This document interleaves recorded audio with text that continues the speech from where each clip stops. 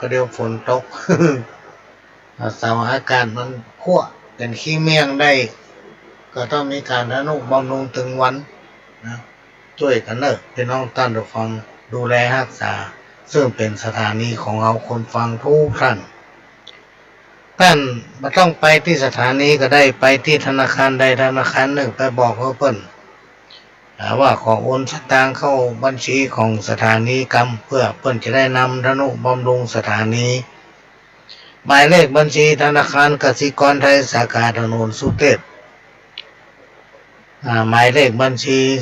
47122742927ก็ไปถ้ามีโอกาสมาในเมืองก็ไปแวะไปเยี่ยมได้และก็ต้องขอกราบขอบพระคุณท่านผู้อำนวยการทำ4-5 สถานีที่ได้ให้การอนุเคราะห์เมตตานำเอาเสียงรายการนี้เผยแผ่สู่พี่น้องท่านผู้ฟังถึงบ้านถึงจองเป็นเวลาเมินมาแล้วสถานีวิทยุล้านนาเชียงใหม่โดยท่านผู้อำนวยการสถานีและก็สถานีวิทยุพัฒนาคุณภาพชีวิต FM 92.25 วัดหลวงพระแดงมหาวิหารสถานีวิทยุ FM 98.75 คลื่นธรรมะของชุมชนวัดห้วยทองซักตำบลขวางเปาอำเภอจอมทองจังหวัดเชียงใหม่สถานีวิทยุมนต์เสียงธรรม 106.25 วัดบุพารามอำเภอแม่แจ่มจังหวัดเชียงใหม่ก็มีทำลายสถานีที่เพิ่นไม่ได้แจ้งมาพี่น้องท่านผู้ฟังก็ต้องขอกราบขอบพระคุณท่านผู้อำนวยการสถานีที่กล่าวมาแล้วที่ได้ให้การอนุเคราะห์เมตตาในรายการนี้ดำเนินรายการโดยเก้ากับผมพลหลวงสว่างท่าอินจันทร์ประธานเครือข่ายกองทุนแม่ของแผ่นดินจังหวัดเชียงใหม่และ8 จังหวัดภาคเหนือรองประธานศูนย์ประสานงานกองทุนแม่ของแผ่นดินแห่งชาติก็เป็นตำแหน่งที่เพิ่นฮ้องว่าดาวข้างฟ้าพี่น้องท่านผู้ฟัง มันถึงมีตกมันถึงบ่ล่วงมันถึงบ่หล่นแล้วก็เป็นตำแหน่งที่ลาบ่ได้นอกจากว่าลาตายอย่างเดียวเพิ่นว่า ก็สู้ไปเกิดมาเพื่องานสาธารณะพี่น้องท่านผู้ฟังซึ่งเขาตั้งจิตอธิษฐานไว้ว่าจะรับใช้แผ่นดินเนาะสาบานตนว่าจะเป็นที่พึ่งที่อิงต่อสรรพสิ่งจะอุทิศผลบุญที่ตนเองได้กระทำให้ถึงบรรพบุรุษพ่อแม่พี่น้องญาติกาปู่ย่าตายายรวมไปถึงสรรพสิ่งสรรพสัตว์ทั้งหลายก็พยายามทำพี่น้องท่านผู้ฟังพยายามทำเพื่อในวันตั้งหน้าตายไปได้ไปเกิดเป็นเทพบุตรเทวดาหมู่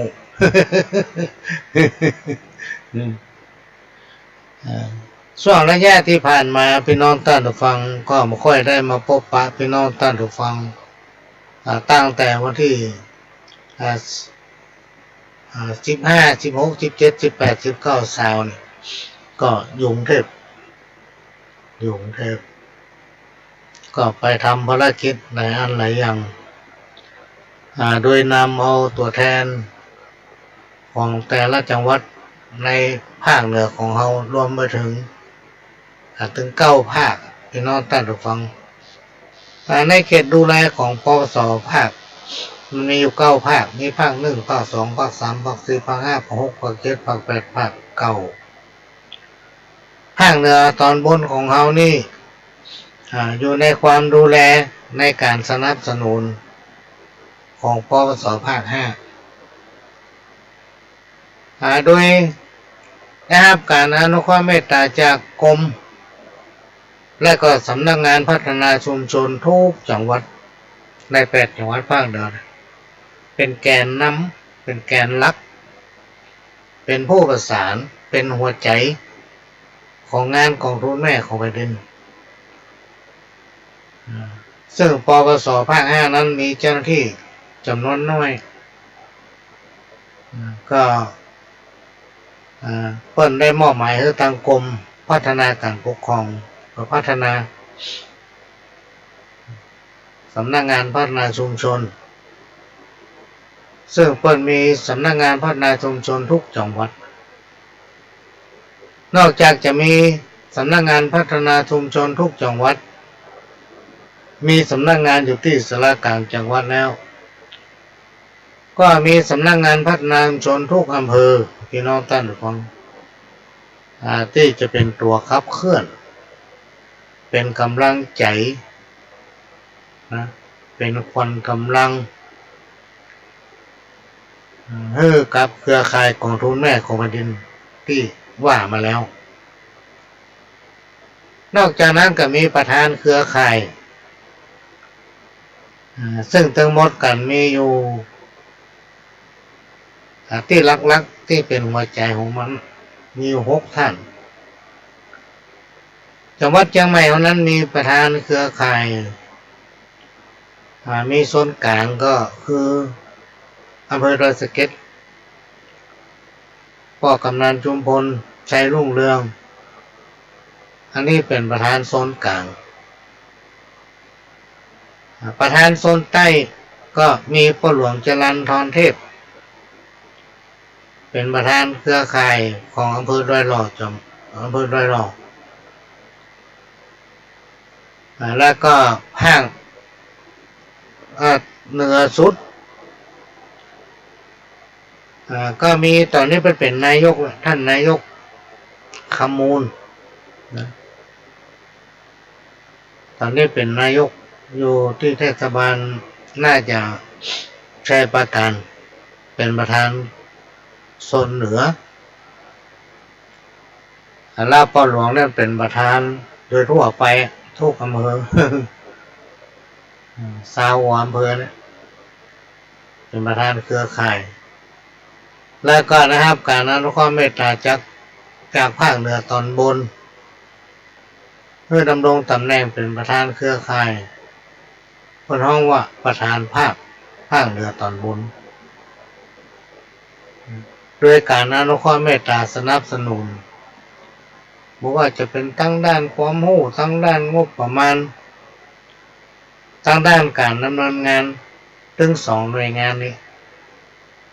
ก็คือปปส.ภาค 5โดยผู้อำนวยการส่วนประสานพื้นที่ของปปส.ภาค 5ก็คือผอ.น้อยสุกัญญาใหญ่วงศ์และก็ได้รับการอนุเคราะห์เมตตาจากสำนักงานพัฒนาชุมชนจังหวัดและก็เจ้าหน้าที่สำนักงานพัฒนาชุมชนของทุกอำเภอในจังหวัดเชียงใหม่เป็นพี่เลี้ยงเป็นผู้ประสานกับส่วนของอำเภอต่างๆในช่วงที่ผ่านมาก็เป็นตัวแทนของเครือข่ายพี่น้องท่านผู้ฟังนำเอาคณะผู้แทนหมู่บ้านต้นกล้าที่มีความพร้อมนะอย่างจังหวัดเชียงใหม่เขาเนี่ยพี่น้องท่านผู้ฟังมีถึงหมดกัน31 หมู่บ้านและก็จังหวัดเชียงใหม่มีหมู่บ้านกองทุนแม่ของแผ่นดินจังหวัดเชียงใหม่ถึงหมดกัน649 หมู่บ้านถ้ามันนับรวมกันถึง8 จังหวัดภาคเหนือเนี่ยพี่น้องท่านผู้ฟังก็มีหมู่บ้านกองทุนแม่ของแผ่นดินทั้งหมดกัน 2,843 หมู่บ้านแล้วก็เมื่อวันที่16 17 18ที่ผ่านมานี้ก็ได้มีตัวแทนหมู่บ้านถึงภาคเหนือตอนบนนี่รวมแล้ว128 หมู่บ้านรวมถึงเจ้าหน้าที่ก็200 กว่าคนซึ่งได้ไปร่วมงานมหกรรมวันกองทุนแม่ของแผ่นดินที่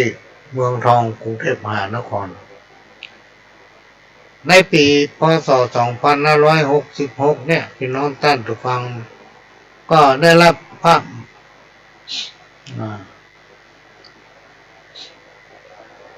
มหากรุณาโปรดเกล้าเสด็จมาเป็นองค์ประธาน โดยพระบาทสมเด็จพระเจ้าอยู่หัวสมเด็จพระนางเจ้าพระบรมราชินีซึ่งเป็นตัวแทนของพระบรมราชินีนาถพระบรมราชชนนีพันปีหลวงมาพระราชทานทรัพย์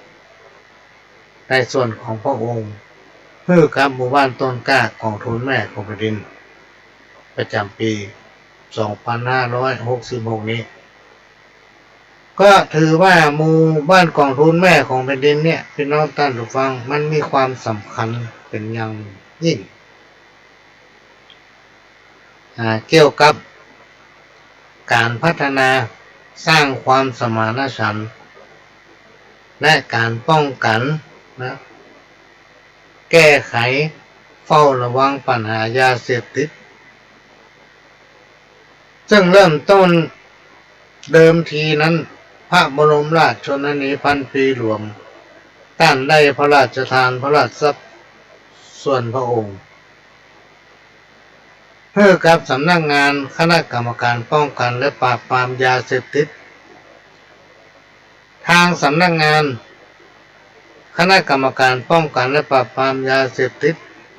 ก็ได้นำเงินจากสำนักงานสมทบจัดตั้งเป็นกองทุนขึ้นและก็ขอใช้ชื่อว่ากองทุนแม่ของแผ่นดินเริ่มมาตั้งปี 2547 แล้วเริ่มตั้งแต่นั้นมาปรัชญาแนวคิดพี่น้องท่านผู้ฟัง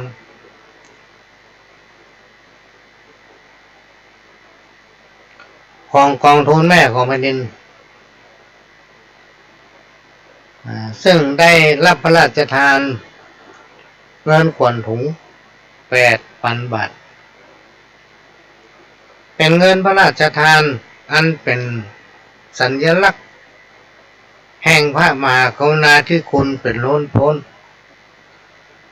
จึงถือเป็นเงินศักดิ์สิทธิ์เป็นเงินขวัญถุง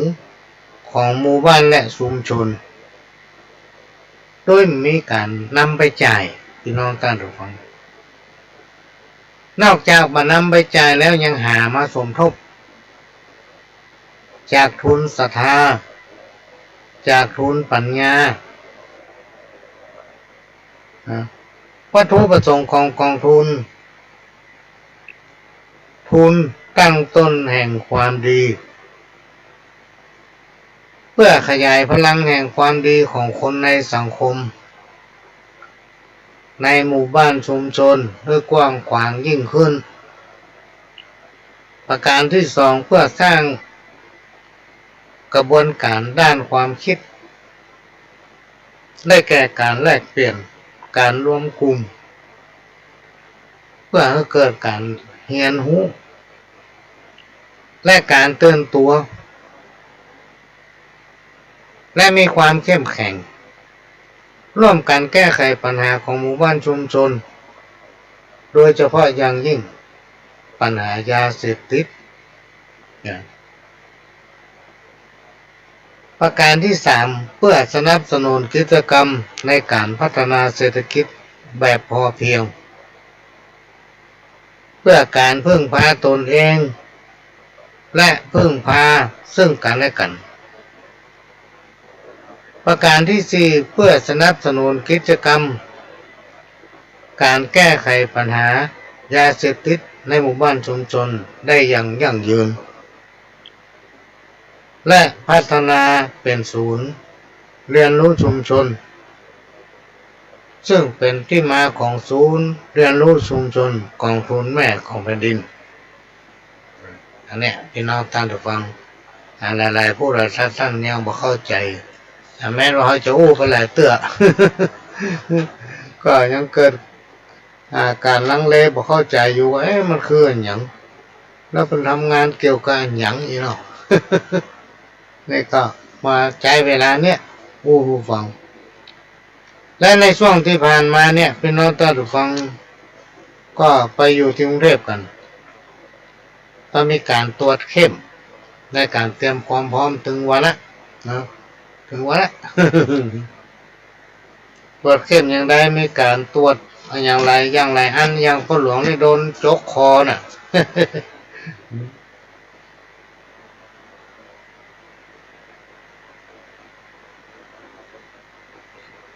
ตรวจจมูก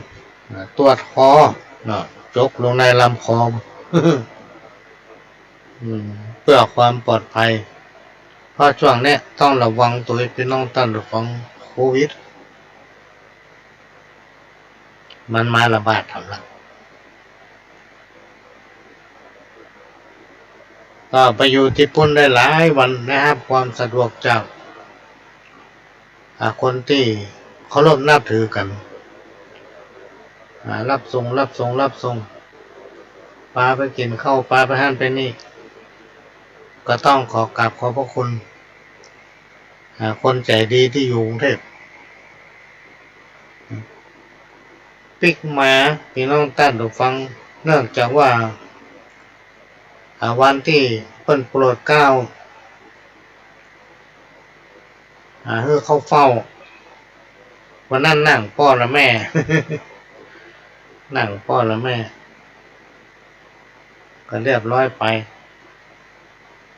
ถือเป็นพระมหากรุณาธิคุณเป็นบุญกับตนเองเป็นบุญกับลูกกับเต้ากับวงศาคณาญาติกับวงตระกูลของพระหลวงที่ได้มีโอกาสได้รับพระมหากรุณาธิคุณเข้าเฝ้าในวันนั้นได้ร่วมกิจกรรมหลายอันหลายอย่างเกี่ยวกับบ้านกับเมืองก็ถือเป็นเกียรติอย่างสูงสุดกับครอบครัวลูกเต้าเหล่าหลานญาติกาพี่น้องเป็นสิ่งที่ลืมไม่ได้การกระทำความดีพี่น้องแต่ละฟังโดยที่เราต้องหวังว่าจะได้นั่นได้นี่ทำไปเรื่อยๆทำแล้วสบายใจพี่น้องตอนฟังกินได้นอนหลับไม่ต้องเครียด อันใดที่ไม่ทำเขาเครียดเขาก็ปล่อยซัวจะไปใกล้มันเตี้ยอุดมการณ์ของกองทุนแม่ของแผ่นดินเนี่ยพี่น้องท่านผู้ฟังคือการเสริมสร้างความเข้มแข็งของหมู่บ้านชุมชนเป็นห้องว่าเชิงคุณภาพโดยรวมพลังของชุมชนเข้าแก้ไขปัญหายาเสพติดได้แก่การเฝ้าระวังนะด้วยจิตใจที่พึ่งตนเองและฟื้นฟูทุนทางสังคมทุกหมู่บ้านเพื่อให้ชุมชนนั้นเข้มแข็งตามสภาพของมิติทางสังคมวัฒนธรรมหรือบริบทความเป็นอยู่พื้นฐานอย่างหลายๆอย่างเนี่ยพี่น้องท่านฟังในพื้นที่แต่ละพื้นที่มันไม่เหมือนกันแต่เราก็พยายามยึดโยงความจงรักภักดีของสถาบันพระมหากษัตริย์เนี่ยมาพัฒนาเพื่อให้เดินไปสู่การแก้ไขปัญหาของพื้นฐานตามยุทธศาสตร์โดยน้อมนำเอาปรัชญาเศรษฐกิจพอเพียงเนี่ยพี่น้องท่านผู้ฟังเข้ามาใจหลักของปรัชญาและกับแนวคิดกองทุนแม่ของแผ่นดินนั้นกองทุนแม่ของแผ่นดินมีความมุ่งหวังเพื่อเป็นทุนขวัญถุงอยู่ในหมู่บ้านชุมชนที่ต่อสู้กับยาเสพติดและเป็นศูนย์รวมของคนในสังคมชุมชนหมู่บ้านเพื่อเกิดความรักสามัคคี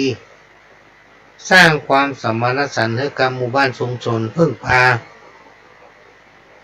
ซึ่งกันและกันในที่สุดก็มีความเข้มแข็งนะสามารถพึ่งพาตนเองชนะปัญหาอุปสรรคต่างๆได้โดยเฉพาะภัยจาก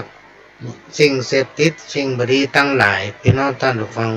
อันใดที่เป็นว่ามันเป็นภัยต่อสังคมเป็นภัยต่อเฮาเป็นภัยต่อลูกต่อหลานนะ ก็อย่าไปทำอย่าไปใกล้และนอกจากนี้ยังเน้นหนักนำเอาคุณธรรมจริยธรรมเนาะเข้าสู่สังคมชุมชนพี่น้องท่านทุกท่านเงิน 8,000 บาทที่เปิ้นพระราชทานให้นั้นเป็นทุนศักดิ์สิทธิ์เป็นพระราชทรัพย์ที่สมเด็จพระนางเจ้าพระบรมราชินีนาถพระราชทานให้กับหมู่บ้านชุมชนเป็นสัญลักษณ์แห่งพระมหากรุณาธิคุณเป็นล้นพ้นจึงถือเป็นเงินศักดิ์สิทธิ์สำหรับเก็บไว้เป็นขวัญถุงหมู่บ้านและก็ชุมชนทุนศรัทธาเป็นเงินที่หมู่บ้านชาวบ้านชุมชนนั้นร่วมกันบริจาคอย่างต่อเนื่องด้วยพลังแห่งศรัทธาเข้าสมทบกองทุนแม่ของแผ่นดินเงินที่เอามาสมทบนั้นสามารถนำไปใช้จ่ายในการแก้ไขปัญหาต่างๆในสังคมชุมชนนั้นได้พี่น้องท่านผู้ฟังอันเนี้ยก็มาฟังกองทุนแม่ของแผ่นดินนั้นไม่ใช่เน้นเฉพาะในการแก้ไขปัญหายาเสพติดอย่างเดียวท่านสามารถทำได้ครอบจักรวาลพี่น้องท่านผู้ฟังอย่างศูนย์เรียนรู้เนี่ยศูนย์เรียนรู้กองทุนแม่ของแผ่นดินนี่สามารถค้นหาเอาภูมิปัญญาพื้นบ้านมาทำควบคู่ไปกับการพัฒนาหมู่บ้านพี่น้องท่านผู้ฟังครบวงจรโดยมีการรวมหลายๆหน่วยงานพี่น้องท่านผู้ฟังของราชการเนี่ยเข้ามาช่วยเปิดห้องว่าบูรณาการหน่วยงานเข้ามาช่วยสิ่งที่สังคมชุมชนจะละมาได้ก็คือสถาบันหลัก3 อันที่ห้องว่าบวรวัดบ้านโรงเรียนจะต้องไปพร้อมกันอันนี้ก็นำมาทำความเข้าใจฟังด้านในช่วงระยะเวลาที่หายไปเนี่ยพี่น้องท่านผู้ฟังวันนี้ก็เกือบจะไม่ได้มาพบปะพี่น้องท่านผู้ฟังเนื่องจากว่ากลับมาแล้วด้วยร่างกายของเขาเนี่ยมันต้องไปเผชิญกับงานหนักหลายอันหลายอย่างโดยเฉพาะสมองกำลังแต่หาไม่ได้ออกกำลังอย่างสักอย่างแต่ใจความคิดตลอดเวลาแม้กระทั่งตอนนอนก็ต้องคิด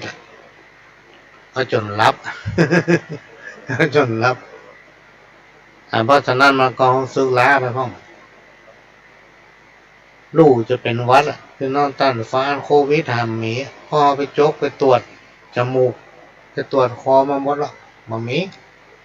แต่ว่ามันเพียตั้งสมองวุ่นมาเขาเนี่ยให้เนี่ยส่วนมาเขาไปบกดินมันเนี่ยพี่น้องต้านฟังพร้อมใจความคิดเนี่ยที่ก็พี่น้องต้านฟังอยู่นี่เสียงกันเนี่ยเครื่องอยู่นะนี่เป็นวัด จะไปเอาหน้าใกล้วิทยุจะไปวิทยุใกล้หน้าก็ได้จะติดวัด ช่วงนี้เป็นช่วงเทศกาลพรรษาพี่น้องท่านผู้ฟังเนี่ยก็เลยนำเอาข้อใหญ่ใจความวัตถุประสงค์กองทุนแม่แผ่นดินมาฟังก็คือมันจะเกี่ยวกับเป็นห้องวัดสนองพระราชปณิธานภายใต้แนวคิดรวมศรัทธาสืบสารและก็พัฒนาเพื่อให้ประชาร่มเย็นเพื่อเป็นการสนองพระราชปณิธานพระบรมราชชนนีพันปีหลวงในการแก้ไขปัญหาของสังคมนะมันเป็นการขยายพลังแห่งความดีของคนในสังคมหมู่บ้านชุมชนกว้างขวางยิ่งขึ้นเพื่อเสริมสร้างกระบวนการด้านความคิด การแลกเปลี่ยนการรวมกลุ่มเพื่อให้เกิดการเรียนรู้และเกิดการตื่นตัวมีความเข้มแข็งร่วมกันแก้ไขปัญหาหมู่บ้านในด้านต่างๆและก็เฝ้าระวังเรื่องของยาเสพติดเพื่อสนับสนุนกิจกรรมการพัฒนาเศรษฐกิจแบบพอเพียงเพื่อการพึ่งพาตนเองและการพึ่งพาซึ่งกันและกันเนี่ยมันก็สอดคล้องกับเข้าภาษาพอดีพี่น้องท่านผู้ฟังที่เราจะต้องร่วมกันทำดีช่วงนี้เป็นเทศกาลการพรรษาทุกพื้นที่ก็จะมีการจัดกิจกรรมฟังเทศน์เป็นห้องว่าธรรมะสัญจรคำว่าสัญจรก็คือวันนี้ไปเทศน์ที่บ้านเหนือวันพุธไปเทศน์ทางบ้านใต้ สมมุติคือฟัง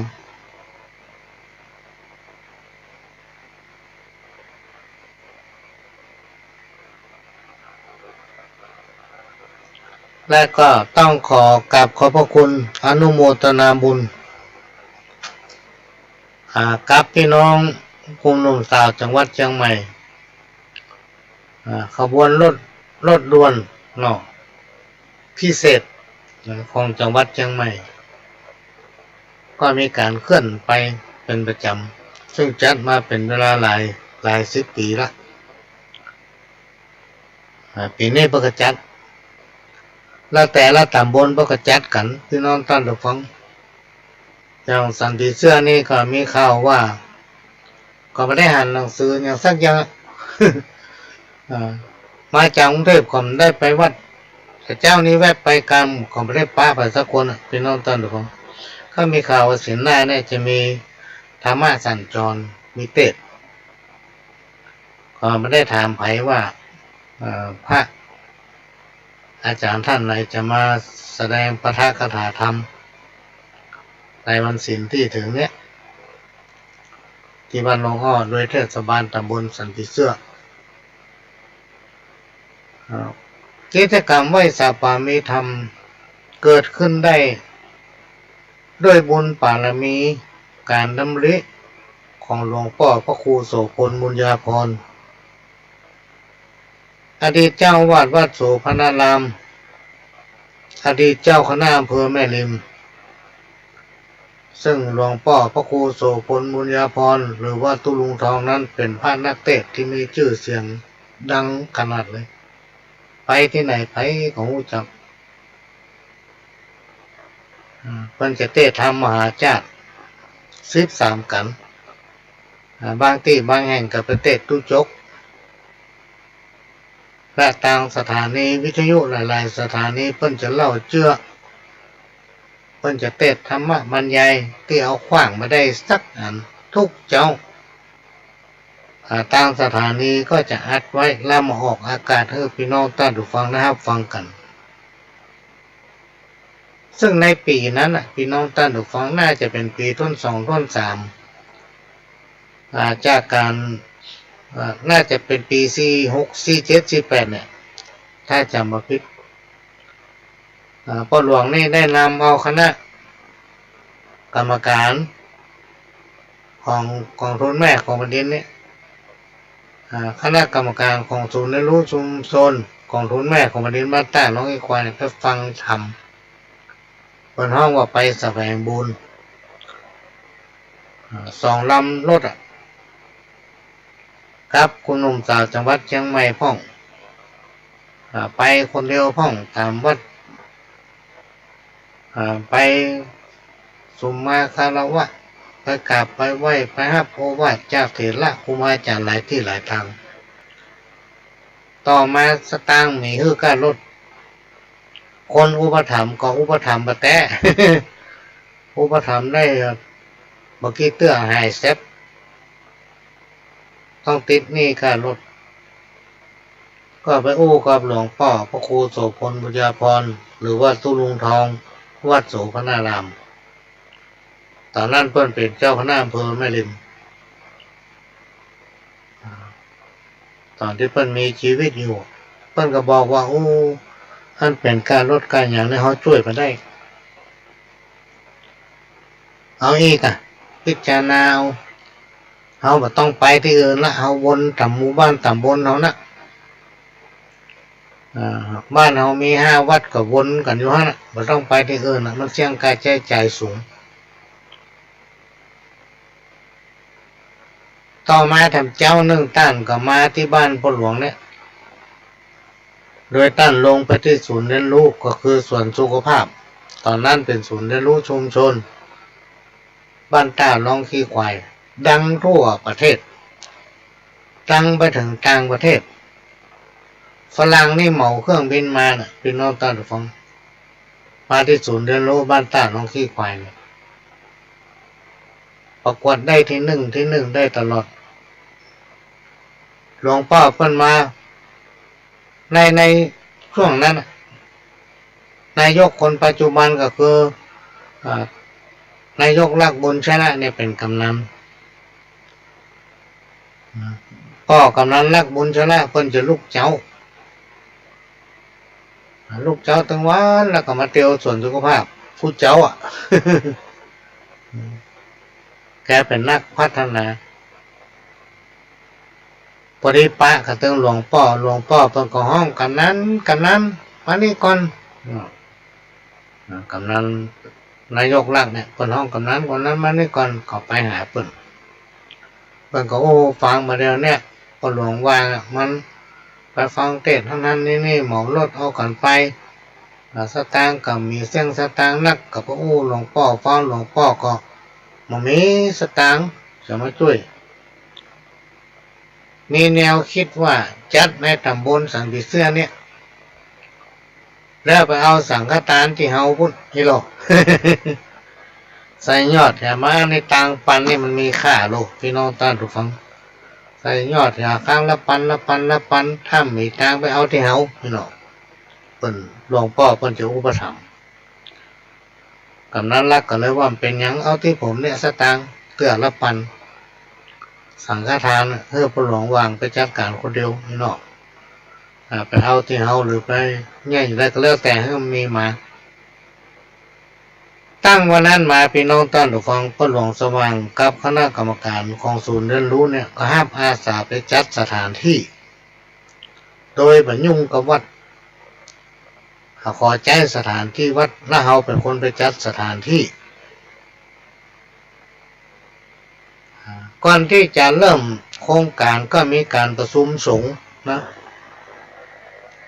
ในตอนนั้นหลวงพ่อพระครูวิจิตรธีรธรรมอดีตเจ้าคณะตำบลสันติเสื้อเจ้าวาดวัดประควายเหนือนะเป็นเจ้าคณะตำบลแรกพระสงฆ์องค์เจ้าก็บอกให้เล่นตัวบอกเอาอิด ถึงวันนี้ปวดหัวขนาดละอิดอีหลงก็เลยบอกเขาเป็นว่าทางวัดต้องยุ่งอย่างสักอย่างโดยตัวกับผมพ่อหลวงสว่างเนี่ยพร้อมกับคณะกรรมการของผมเนี่ยจะไปจัดสถานที่ขอให้ทางวัดให้สถานที่และดูแลความเรียบร้อยให้ก็พอละเขาก็คิดว่าคนไปฟังเทศน์ฟังธรรมเนี่ยถ้าไป100 คนในจำนวน100ต้องมีสัก10 คนพี่น้องท่านผู้ฟังที่จะปิกไปเข้าวัดเข้าวาหรือน้อมนำเอาธรรมะอันเป็นคำสั่งสอนขององค์สัมมาสัมพุทธเจ้าเข้าบ้านเข้าจองความคิดอันนี้เป็นการบุกเบิกเริ่มแรกในการที่ค้นคิดเอาวิถีพุทธวิถีธรรมเข้าสังคมชุมชนโดยการน้อมนำเอาศีล5 ข้อเนี่ยก่อนที่คณะสงฆ์เถรสมาคมประกาศด้วยซ้ำพี่น้องท่านผู้ฟังบ้านต้าร้องขี้ควายนี่โดยในการอนุเคราะห์อุปถัมภ์ทางด้านความคิดและหลายๆด้านจากหลวงพ่อพระครูโสพลบุญญาภรณ์อดีตเจ้าวาดวัดโสพนารามอดีตเจ้าคณะอำเภอแม่ริมซึ่งเป็นครูบาอาจารย์ของพ่อหลวงเนี่ยเป็นผู้ที่ริเริ่มแนวคิดโครงการนี้มาจนถึงปัจจุบันเนี่ยพี่น้องท่านผู้ฟัง โดยแต่แรกก็คิดว่าถ้าไป100 คนอย่างนั้นมันก็ได้10 คนได้เนาะในช่วงจัดกิจกรรมวิถีพุทธวิถีธรรมเขาก็คิดว่าโดยมีภาษิตอยู่คำหนึ่งพี่น้องท่านผู้ฟังที่เป็นข้อคิดและเขาก็จะคิดอยู่เสมอว่าทำใดๆก็ไร้ค่าถ้าคนฟังคนหูบันำมาปฏิบัติพี่น้องท่านผู้ฟังมันก็เกิดประโยชน์เหมือนเรามีตำหาไว้ในตู้เขาไปฟังเขามีความเข้าใจทุกอย่างเขาหูหมดอันนั้นดีอันนี้บ่ดีแต่เขาปฏิบัติหูมันบ่ดีเขาทำอยู่เนี่ยมันบ่เกิดประโยชน์กับอันเนี้ยพี่น้องท่านผู้ฟัง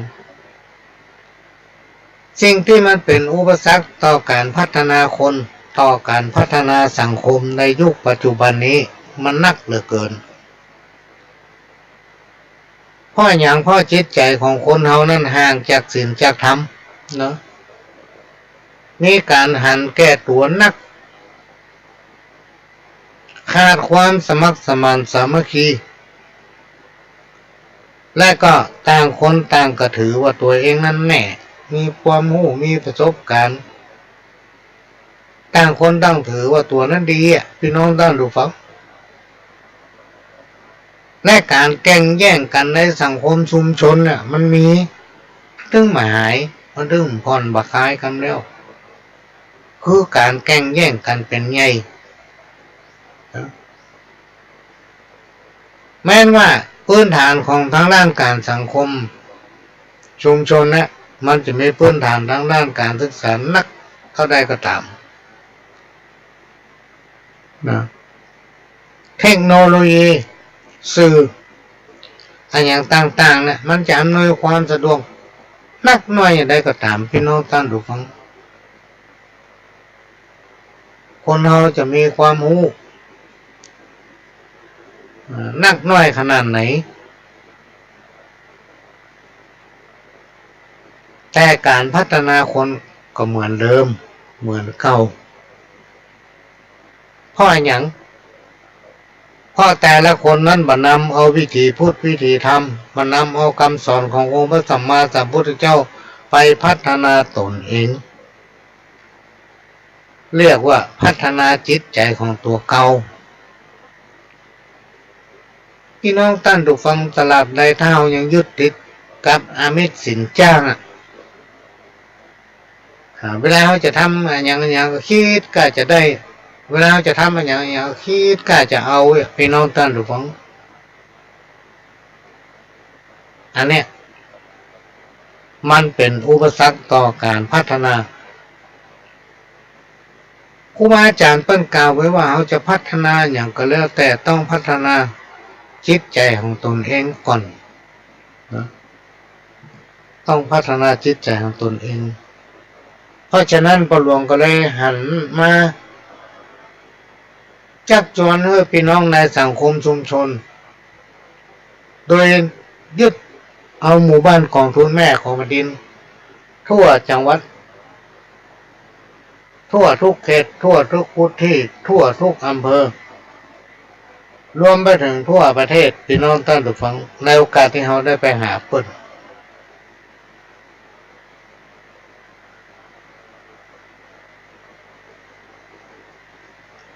เขาจะโอ้ถึงอันบักเก่า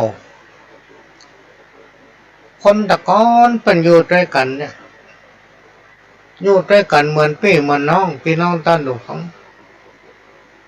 ที่เขาว่าสังคมชุมชนถึงวันเนี่ยมันอยู่ผสมกันคนหลายๆภาคหลายๆบ้านหลายๆเมืองหลายๆภาษาหลายเชื้อชาติศาสนามาอยู่รวมกันมันไม่ใช่มีก็สมัยนี้สมัยก่อนก็มีอย่างเงี้ยนะมีอย่างเงี้ยแต่คนในสมัยนั้นเปิ้นจิตใจงามพี่น้องท่านผู้ฟังอันไผ่ที่ว่าเมืองไทยนั้นเป็นภูเข้าน้ำโดยเฉพาะทางล้านนาเมืองเหนือของเราเนี่ยตั้งตอนล่างถึงตอนบนเนี่ย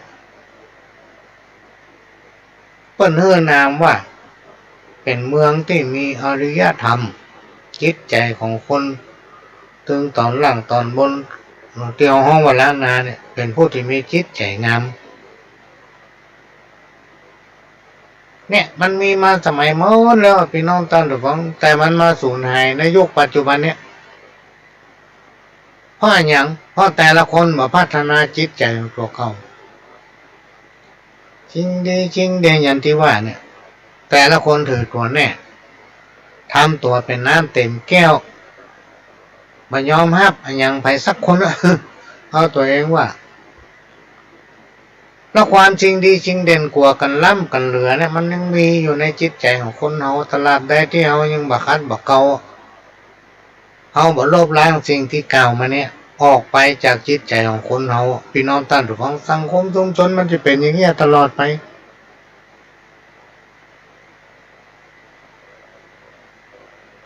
เนี่ยเป็นแนวทางที่จะต้องยึดพี่น้องท่านผู้ฟังก็หลวงก็เลยไปยึดเอาหมู่บ้านของทุนแม่ของแผ่นดินแต่ละพื้นที่นะมาเป็นหัวใจของการพัฒนาคน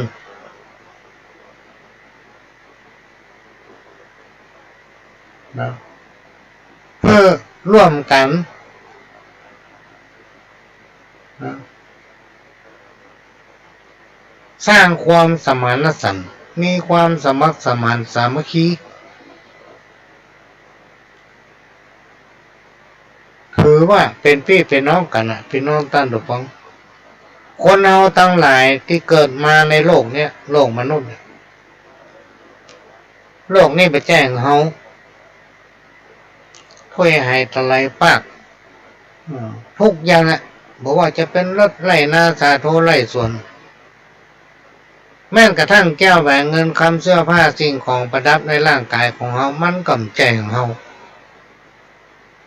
ในที่สุดเฮาก็ต้องจากมันไปนะแม้แต่เนื้อหนังมังสารูปร่างกายของเฮาก็ยังไม่แจ้งเฮาเลยในที่สุดมันก็ต้องกลายเป็นดินสัจธรรมก็คือความจริงที่เฮาจะต้องยอมรับว่าทุกคนเกิดมาแล้วต้องตายนะแล้วมีอายุมาถึง100คนเราเนี่ยน้อยคนพี่น้องท่านผู้ฟังที่อายุจะถึง100เขาจะต้องช่วยกันพี่น้องท่านผู้ฟังต้องช่วยกันนะขออนุญาตแป๊บหนึ่งเนอะพี่น้องท่านผู้ฟังเพื่อฟังเพลงหนึ่ง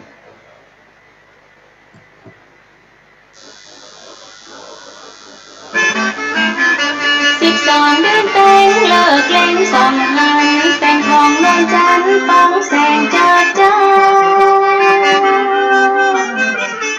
เป็นวันปล่อยพี่นี่ออกจากป่าจ้าโยมนาลาจ้าขึ้นคุณนาปล่อยฟ้าปล่อยทิศขึ้นเมื่อบ่มันเหลือใครเมื่อปิดเกินไปในจองห้องไปรับของกินตามจากวงวานพี่น้องจะตาเป็ดจ้าบาปกาทุกคำคุยห้องเสียงดังยังแน่นตามตานรกกับภูมิไปสู่เดือดไหมวิบากเป็นไม้กรรมไทยเวรว่าหวังว่ารักสั่งรักจังหันญาติวังวานบ้านเหนือบ้านใต้หมู่พี่เทพสอดซอกลักหาตามห้องมาวิญญาณของแม่แวะมาหาลูกหลานมารับของตาลข้าวหวานเสื้อผ้าลูกแม่อยู่ไหนจะได้มาจ้าแม่มานั่งทาตั้งแต่เจ้าก่อนว่าทรมานอยากตกพลาดลูกก็ตากนายตั้งแต่ตายวางไว้ยังบ่ได้กินข้าวบ่มีใครต้านหามาเมินแต่เรายืนท่าแจ้งวัดอัตคัดหัวใจลูกแม่มีไหนแม่บ่ได้กินข้าวแม่เฝ้าพอหาตั้งแต่ตาเจ้าพระทรงองค์เจ้าอย่า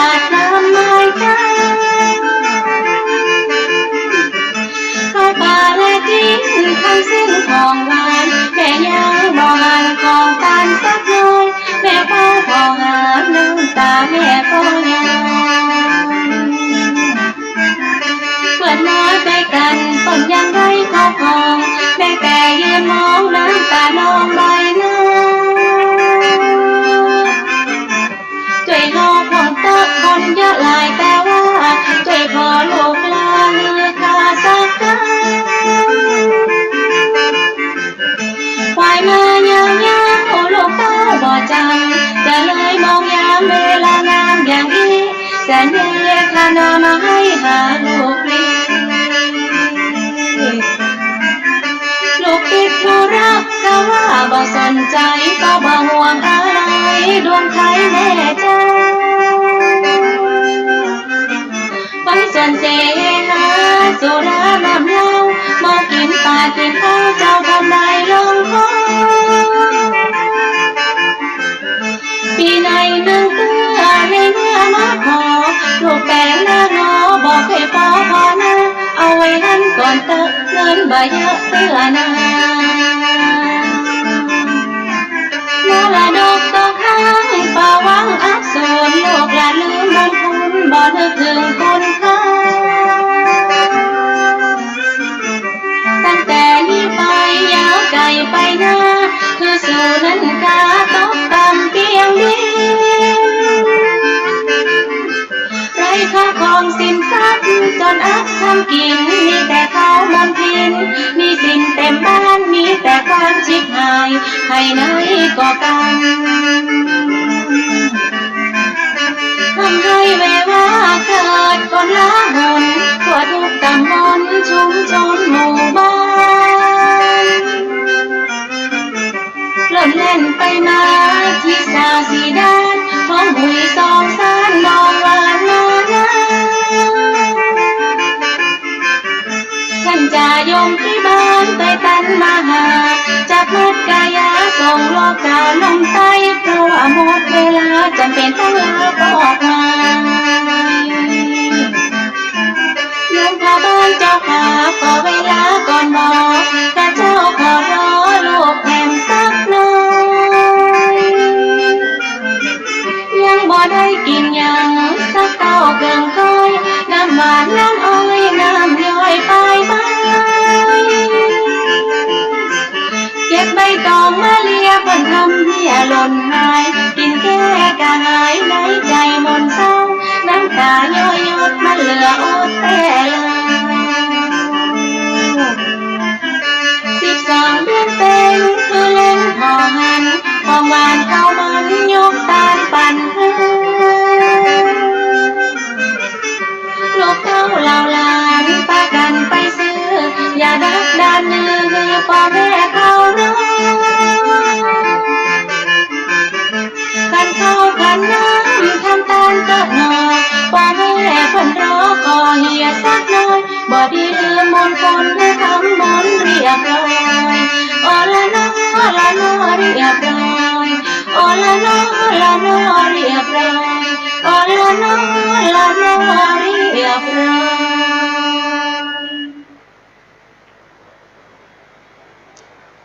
ก็ผ่านไปพี่น้องท่านผู้ฟัง บางผู้บางท่านสงสัยวันนี้จะได้มาเปิดเพลงวิญญาณของแม่ใช่ไหมก็ด้วยตะวาเนี่ยพี่น้องท่านผู้ฟังได้มีโอกาสได้ยินคำอู้ของท่านผู้หนึ่งซึ่งเพิ่นก็เป็นคนหัวเพิ่นได้อู้ถึงว่าคนเราตึงวันเนี่ยเจ้าพูดเราเนี่ยมีกระตานกันเข้าคือพ่อคือแม่คือญาติตายประทานถึงสัมภเวสีสรรพสิ่งสรรพสัตว์ทั้งหลายสัมภเวสีทั้งหลายจะต้องรอกาพุทธเจ้าหรือรอกาพระอรหันต์มาเกิดในโลก พระพุทธเจ้ามาเกิดในโลกมาโพดอย่างเดียวเหมือนกับมาลัยโพดพระมาลัยโพด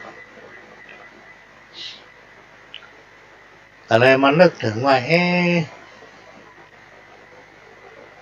การตรวจน้ำพี่น้องท่านผู้ฟังอันนี้เป็นส่วนที่สำคัญที่สุดเลยในเจ้าพุทธของเราทั้งหลายเนี่ยก็จะมาพูดถึงความเป็นมาของการตรวจน้ำก็คือหยาดน้ำเนี่ยซึ่งมันมีมาตั้งแต่สมัยพุทธกาลจากเหตุการณ์ขององค์พระสัมมาสัมพุทธเจ้าและพระเจ้าพิมพิสารจนมาเป็นธรรมเนียมในการปฏิบัติในการอุทิศส่วนบุญส่วนกุศลให้กับผู้ล่วงลับจนถึงปัจจุบันเนี่ยสำหรับการตรวจน้ำหรือว่าหยาดน้ำเป็นวิธีการที่เฮานั้นทำเพื่ออุทิศส่วนบุญกุศลให้กับผู้ที่ล่วงลับไปแล้วหรืออุทิศให้กับเทวดาประจำกายเจ้ากรรมนายเวรซึ่งจะปฏิบัติหลังจากเขาทำบุญในโอกาสต่างๆเสร็จสิ้นแล้วด้วยการหยาดน้ำนั้นสามารถทำได้อยู่สองแบบคือการตรวจน้ำแบบเปียกใจน้ำเป็นซื่ออุทิศส่วนบุญส่วนกุศลเพื่อแก่จิตวิญญาณของคนตายและอีกรูปแบบหนึ่งก็คือการตรวจน้ำแบบแห้งซึ่งจะใช้วิธีการประนมมืออธิษฐานจิตระลึกถึงผู้ที่เฮาเจ้าทิศส่วนบุญส่วนกุศลให้สำหรับความเป็นมาของการหยาดน้ำนั้นพี่น้องท่านผู้ฟังมันมีมาตั้งแต่สมัยพุทธกาลเมื่อครั้นพระเจ้าพิมพิสารกษัตริย์แคว้นมคธได้ถวายเวรุวันอุทยานให้เป็นวัดแห่งแรกในพระพุทธศาสนาแก่องค์พระสัมมาสัมพุทธเจ้า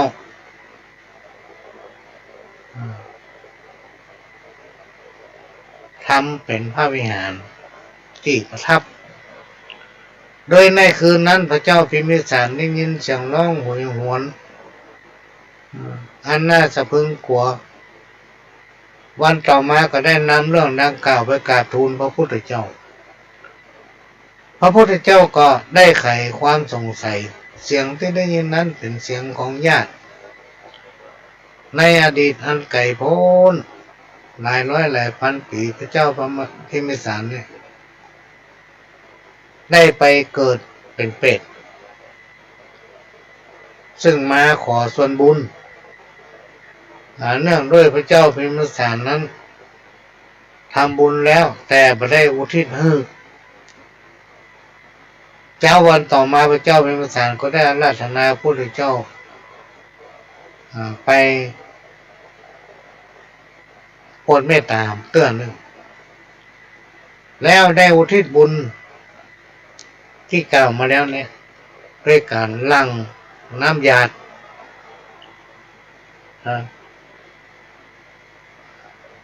และอุทิศถึงผู้ที่ล่วงลับทำให้ญาติของพระเจ้าพิมพิสารได้รับอาหารอันเป็นผ้าทิพย์เป็นของทิพย์ถึงหมดและก็มีร่างกายที่ผ่องใสซึ่งในเรื่องเนี้ยพี่น้องท่านผู้ฟังก็เลยกลายเป็นสิ่งที่ยึดถือปฏิบัติสืบต่อกันมาจนถึงปัจจุบันนี้นะเพราะฉะนั้นเวลาเราหืดตามเราต้องหยาดน้ำคือเจ้ากรรมนายเวรบทหยาดน้ำนั้นมีถึงอย่างสั้นอย่างยาวนะ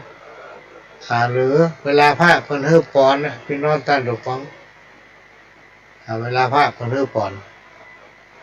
ตั้งจิตให้อธิษฐานหยาดน้ำเอาตอนนั้นอันนี้เป็นเรื่องเก็บความรู้ที่นำมาเล่าอู้สู่กันฟังไม่ใช่มาสอนเนอะพี่น้องท่านผู้ฟังมาอู้ฟัง เว้นหมาฮือปอศอกเว้นอีวอกฮือปอวาเว้นคนป่าลาฮือไก่แสนยศโบราณอาจารย์เพิ่นบอกว่าคนที่คบมาได้ก็คือคนที่บ่ดีคบ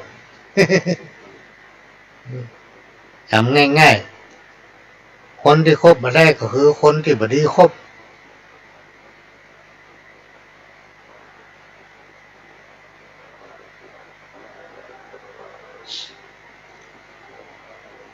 คนที่บ่ดีคบคือคนจะได้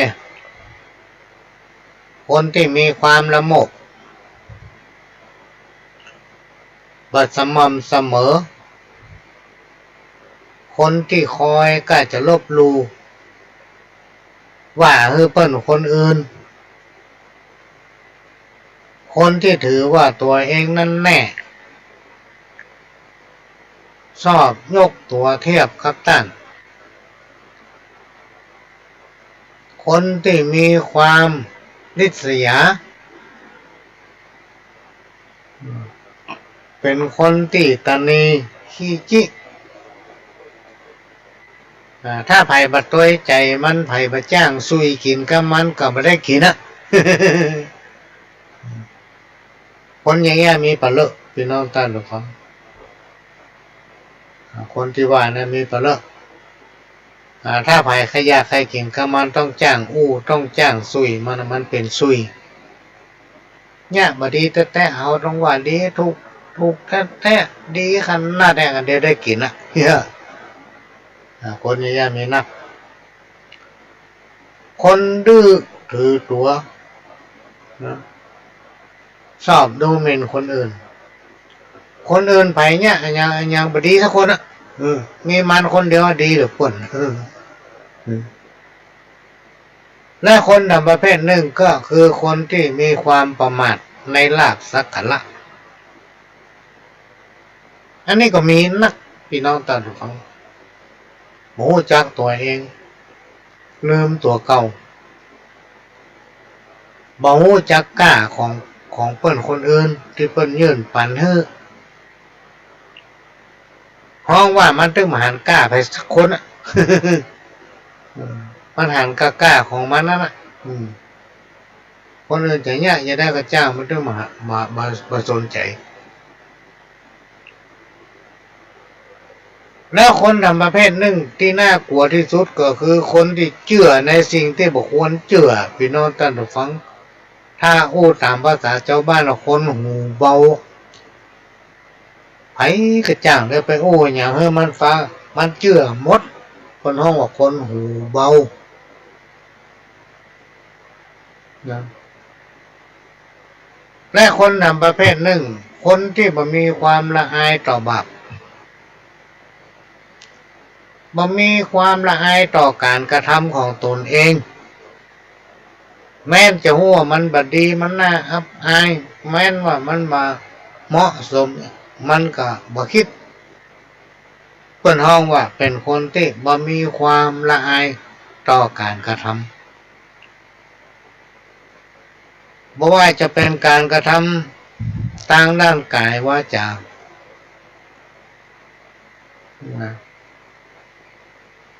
และคนทำประเภทหนึ่งก็คือคนที่มันมีความเสียสละกับปากบอกกับคนอื่นต้องสละต้องเสียสละต้องอีกแต่ตัวเองบ่ทำอย่างเงี้ยยังก็เสียดายจะแบ่งปันอันยังเฮ้อไผกับพ่อก่อนมันแก้พวกเฮาโลภเฮ้อละอันนี้เป็นห้องคนที่มีความเสียสละมาแตะหรือว่าเป็นคนที่มีความเสียสละคนทำประการหนึ่งก็คือคนหันแกได้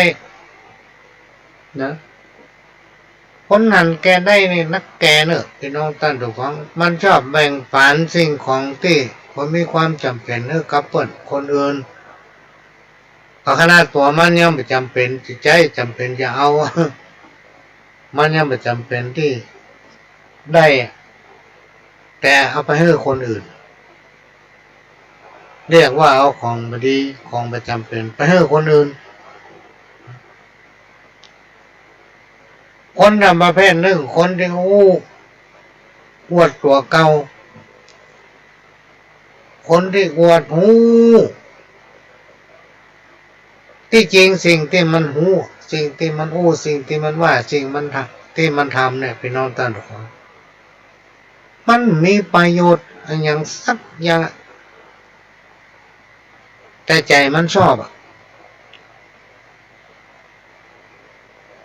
มันก็ว่ามีประโยชน์ของมันแต่มันเกิดประโยชน์กับภาพรวมผู้ใดคบค้าสมาคมกับคนอย่างที่กล่าวมาแล้วหลายๆประเภท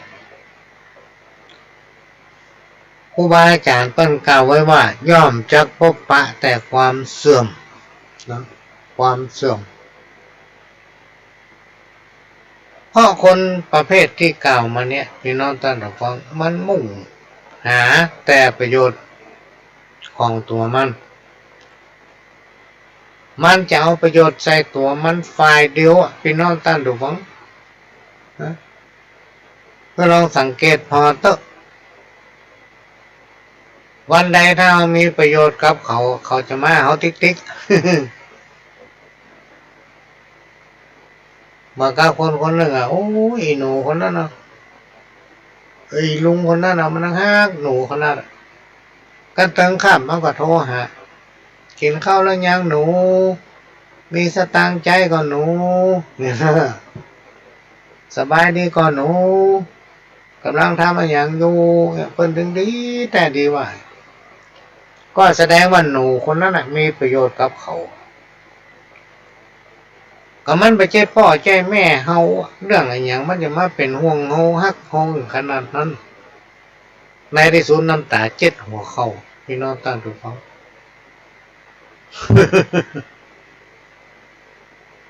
ที่สุดของชีวิต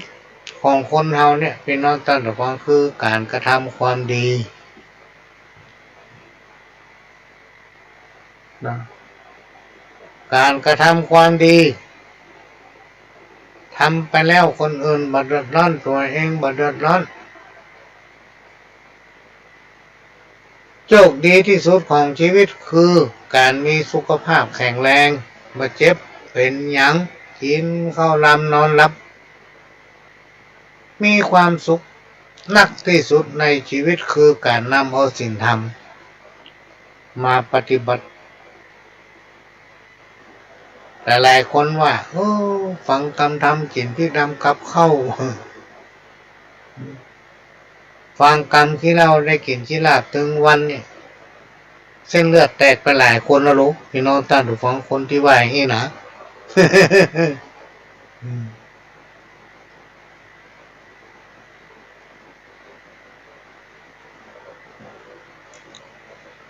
ทำดีได้ดีทำบดีได้บดีอันนี้เป็นสัจธรรมพี่น้องท่านผู้ฟังถ้าไปทำดีได้ดีอยู่ดีสบายกินได้นอนรับบ่ฝันให้เพราะทำความดีเขาไปว่ายังไปเบียดเบียนไปอยู่ไปตามเขาทำไปตามหน้าที่ของตัวเขาบ่เดือดร้อนคนเราถ้าลองจิตใจเป็นกลางพี่น้องท่านผู้ฟังจิตใจเป็นศีลเป็นธรรมมันจะมีความสุขตึงความสุขทางร่างกายความสุขตึงใจพอเชื่อก็ลองทำพอเตอลองนำปฏิบัติพอการฮื้อที่มีค่านักที่สุดคือการฮื้ออภัยบาปกรรมที่ใหญ่หลวงที่สุดพี่น้องท่านผู้ฟังคือเป็นคนอกตัญญูคนอกตัญญูคือเป็นคนที่บ่ฮู้จักบุญคุณไผ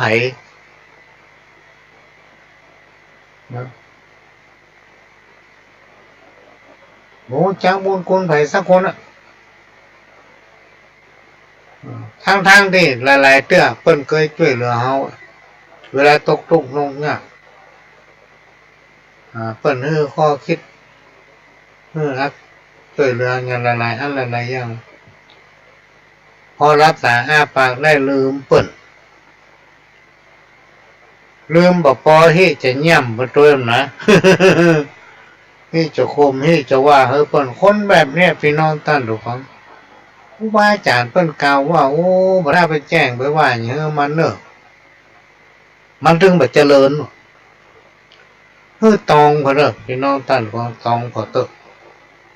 อันนี้เปิ้นหวังตองพอละไม่เจริญไปหน้าก่อน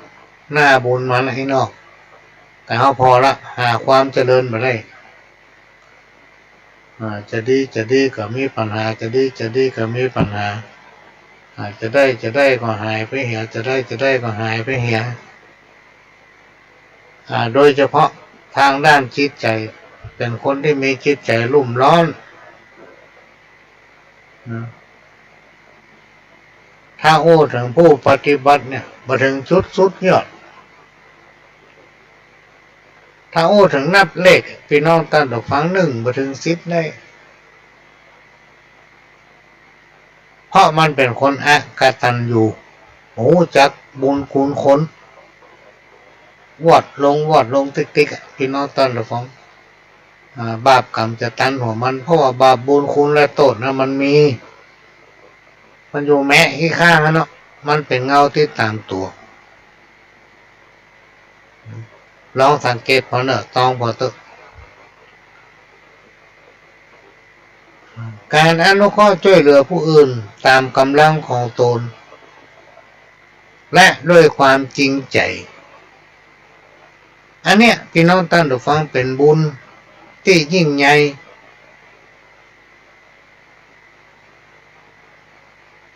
เป็นบุญที่จะมาถึงเฮาจะทำให้ตนเองประสบกับความสำเร็จอะไรอย่าง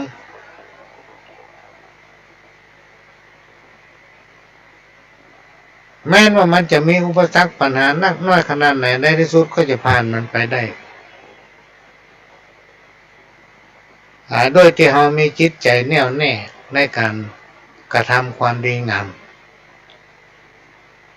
เราตั้งมั่นอยู่ในความดีและมีจิตใจงามโดยการให้การอนุเคราะห์ช่วยเหลือคนอื่นตามกำลังของตนและก็ต้องตามความจำเป็นของเขาด้วยนะพี่น้องท่านผู้ฟังบางทีเขาการอนุเคราะห์ช่วยเหลือไผ่พี่น้องท่านผู้ฟังแล้วไปช่วยเหลือเปิ้นพิษตี้ ทำไปเถอะมันเกิดผลเนี่ยช่วยบางทีบางคนจมอุ้ยทำดีมันตึงมาได้ดีกับตัวไปทำดีไปใจตีมันโลกไปได้ดีจะได้ สวยงามที่สุดของชีวิตคือความจริงใจพี่น้องท่านผู้ฟังในยุคปัจจุบันเนี่ยมันหาคนที่มีความจริงใจแล้วยากขนาด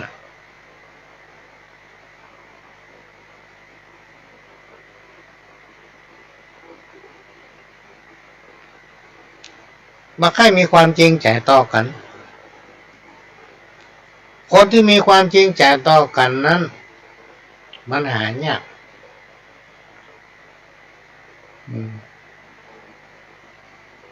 ประหลวงนี่ปะมาจนนับบัดทวนนะพี่น้องท่านผู้ฟัง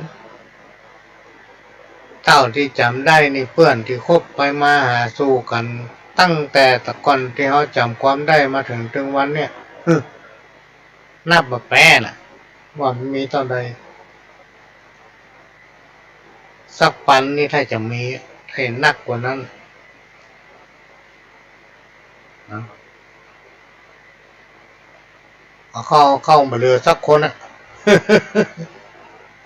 มาเรือสักคนมาเป็นเริงเนี่ยพี่น้องท่านผู้ฟังก็ลองสังเกตแล้วก็ตองพอเตอะ พุทธสุภาษิตมันว่าอัตตหิอัตโนนาโถตนแลเป็นที่พึ่งของตนเวลาเอาอิทเอาหิวเวลาเอามีปัญหาต้องมาพิจารณาด้วยตนเองแล้วเข้าหาปัญหาอันนั้นจะไปหนีมันพี่น้องท่านทุกท่านจะไปหนีมัน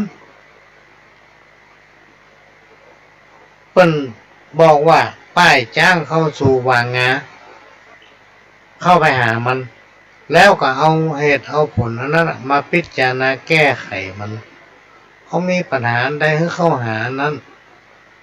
แล้วก็เอานั้นมาเป็นข้อคิดแล้วก็เข้าไปแก้มันพี่น้องท่านของปัญหาเพิ่นมีไว้ให้แก้จะไปหนีทุกคนจะหนีบ่พ้นปัญหาอย่างต่างๆเนี่ยที่เขาว่าข้อกรรมเป็นกรรมยังกู้บันล่ำบันเลื่อยฮะกรรมมันเกิดจากการกระทำของตัวเก่าให้ไม่ใช่เสาะหาครูบาอาจารย์คนเฒ่าคนแก่เพิ่นถึงบอกความดีความบ่ดีอย่างทั้งหลายเราเนี่ยไผไปแจ้มันยัดยูหึงเฮาเสาะหาคนเดียวใครได้บุญใครได้ดีมันมีขายต้องทำเองคนใดที่เกียจข้านนักว่าเอาเบาบ่สู้เป็นคนที่เบาการเบางานอยู่กินไปเป็นวันนี่นะพี่น้องท่านทุกท่านคนประเภทนี้ครูบาอาจารย์เพิ่นกล่าวว่ามันมีความเจริญก้าวหน้าละมันถึงบอกน่ะ บอกมันได้กินละแล้วต่อไปในภายภาคหน้ามันก็มีกินละ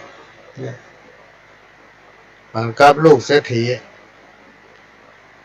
พ่อแม่มันฮักลูกตึงมือไปแยกการทำงานที่ไหนพ่อว่าถือว่าตัวเองน่ะมีเงินนักแก้วแหวนเงินคำมีปะเลอะคือเต๋อครูบาอาจารย์สมณะจีพันยังมายืมเฮาไม่ต้องไปไหนเฮาพ่อเนี่ยตายเกิดกินก็ถึงเสี่ยงเสียพ่อแม่มันป้าก็ตายหมดพี่น้องท่านฟังลูกมันทำมาหากินมาจ้างนะเอาเงินเอาคำไปกินไปเอี่ยวเรื่องเพื่อนเรื่องฝูงเนี่ยพี่น้องท่านฟังกินไปถึงวันของมันเสี่ยงได้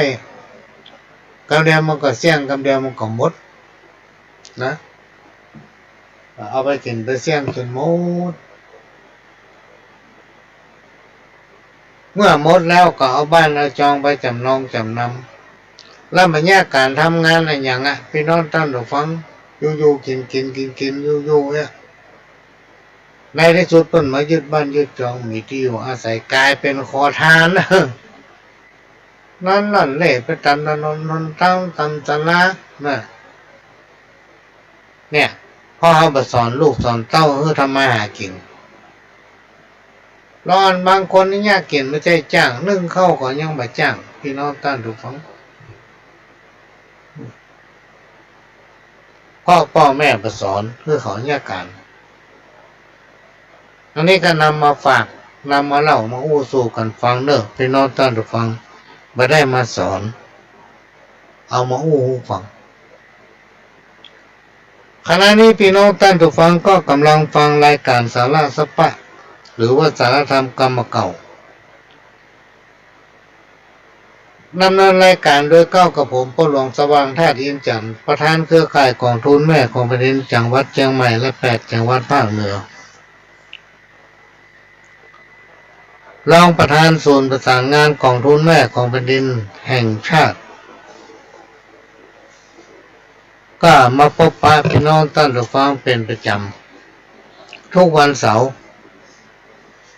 ตั้งแต่เวลา 4 โมงไปถึง 6 โมงแมลงในรายการสารธรรมกรรมเก่าและก็ได้รับการอนุเคราะห์เมตตาจากท่านผู้อำนวยการสถานีทำ 4-5 สถานีที่ได้นำเอารายการนี้เผยแพร่สู่พี่น้องท่านผู้ฟังทำสถานีหนึ่งก็ต้องขอกราบขอบพระคุณท่านผู้อำนวยการหลายๆสถานีที่กล่าวมาแล้วเป็นอย่างสูง โดยเฉพาะสถานีวิทยุล้านนาเชียงใหม่เนี่ยเป็นเวลาหลายปีมาละที่ได้นำเอาเสียงรายการนี้เผยแพร่สู่พี่น้องท่านทุกฟังก็ต้องขอกราบขอบพระคุณเป็นอย่างสูงสถานีวิทยุพัฒนาคุณภาพชีวิต FM 92.25 วัดหลวงประแดงมหาวิหารสถานีวิทยุ FM 98.75 คลื่นธรรมะของชุมชนสถานีวิทยุมนต์เสียงธรรม 106.25 วัดบุพารามก็ต้องขอกราบขอบพระคุณเป็นอย่างสูงที่ได้รับการอนุเคราะห์เมตตาจากท่านผู้อำนวยการสถานีที่กล่าวมาแล้วก็เป็นประจำทุกวันเสาร์ตั้งแต่เวลา 4 โมงถึง 6 โมงแมลงและก็เป็นประจำทุกวันอาทิตย์ตั้งแต่เวลาบ่ายโมงถึงบ่าย 3วันอาทิตย์มีอยู่2เวลาหลังจากบ่ายโมงถึงบ่าย 3แล้วก็ปะกามล้อม5 โมงถึง 6 โมงทุกวันพฤหัสเวลา 3 ทุ่มถึง 4 ทุ่มก็ปะกันตั้งสถานีวิทยุแห่งนี้ถ้าสถานีติดภารกิจในการถ่ายทอดก็ได้ปะกันถ้าพ่อหลวงติดภารกิจก็ได้ปะกันอย่างวันนี้เกือบไม่ได้ปะละพี่น้องท่านผู้ฟังพ่ออันยาวจะรู้เป็นวัดทำผลน้อยเดียวได้จะเป็นวัดพอเสียงเครื่องไว้ทีแรกตั้งใจว่าจะมาจ้อยให้ฟังโอ้จ้อยมาได้ เสียงไปต้องได้ตั้งเบามุกก็พบปะกันไปนำเอาสาระจากประสบการณ์พ่องจากการเรียนรู้จากครูบาอาจารย์พ่องมาเล่าสู่กันฟังบางผู้บางท่านสนใจถามหามันไปทางใดมาหันมันสักเตื้อวะ มันก็อยู่บ้านมันนะกะเนี่ยเขากันนะผู้ฟังเขากันแล้วเขาได้ยินใส่ก็มันก็อยู่บ้านมาไปไหนบางคนถามไปไหนมาหันหน้าหันตาเคยไปหันที่แล้วคนอยู่บ้านเปิ้นตัวก็อยู่บ้านตัว บางทีถามมันอย่างแปลก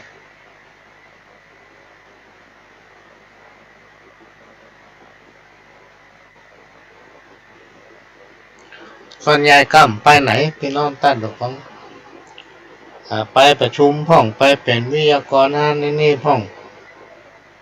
ไปทำพิธียกเสาเอกเสาโทไปทำพิธีศาลเจ้าที่ศาลพระภูมิพระพรหมไปทำพิธีบวงสรวงดาครัวขึ้นบ้านใหม่ไปเป็นเจ้าพิธีในการแต่งงานนี่หรอจะทำอย่างมูเนี่ยปัจจัยก็แล้วแต่เพิ่นจะเอามอบเพื่อบางทีก็เฮือนักบางทีก็เฮือน้อยแล้วมาฟังพี่น้องท่านฟังตั้งแต่ลูกกรุงเทพมานี่ประเทศไปร้านดอกก็ได้รับการอนุเคราะห์เมตตาจากร้านดอกหลังตลาดรวมโชคเนี่ยร้านประชบโชคกันทาทิพย์หลังการรวมโชคแปะได้หรอกพี่น้องท่านทุกฟังบะหมี่มีมาได้ก้อยฮื้อ ราคาเป็นกันเองฝีมือประณีตลองไปพอเด้อแต่ละคนถึงได้อยู่อันนี้ก็เป็น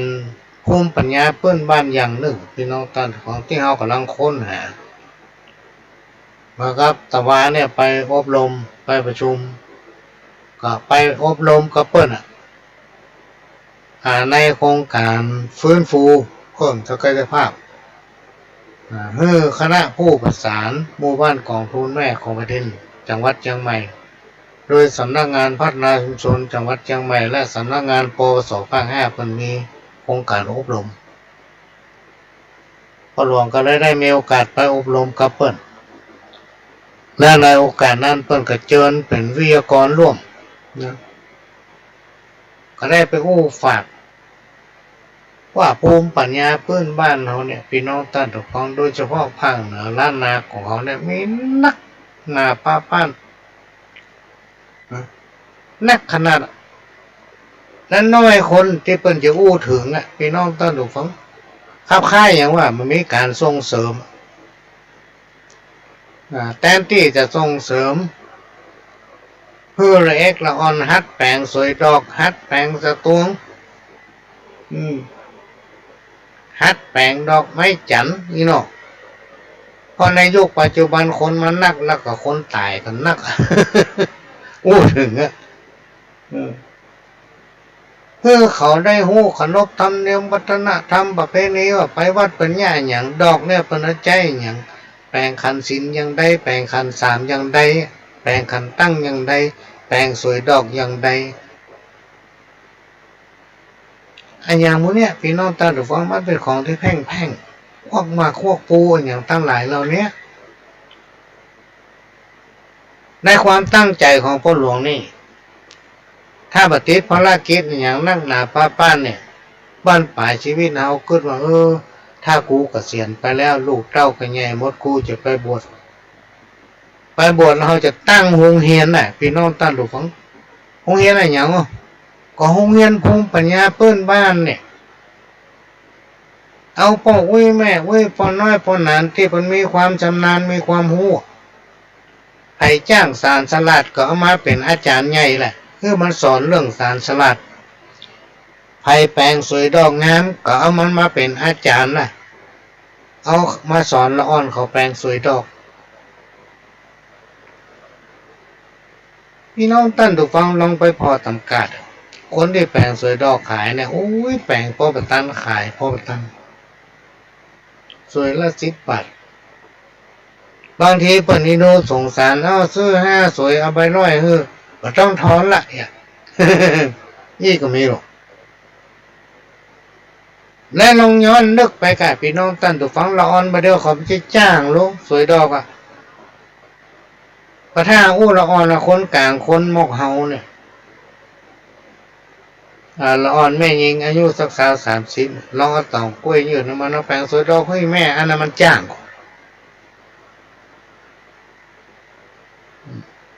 แปลงแล้วเป็นใจสำหรับมันอย่างของหูของอันเนี้ยของแพ่งเนี่ยพี่น้องท่านผู้ฟังที่สังคมชุมชนอุบาสกบาสิกาใจอยู่ถึงวันเนี่ยของไหว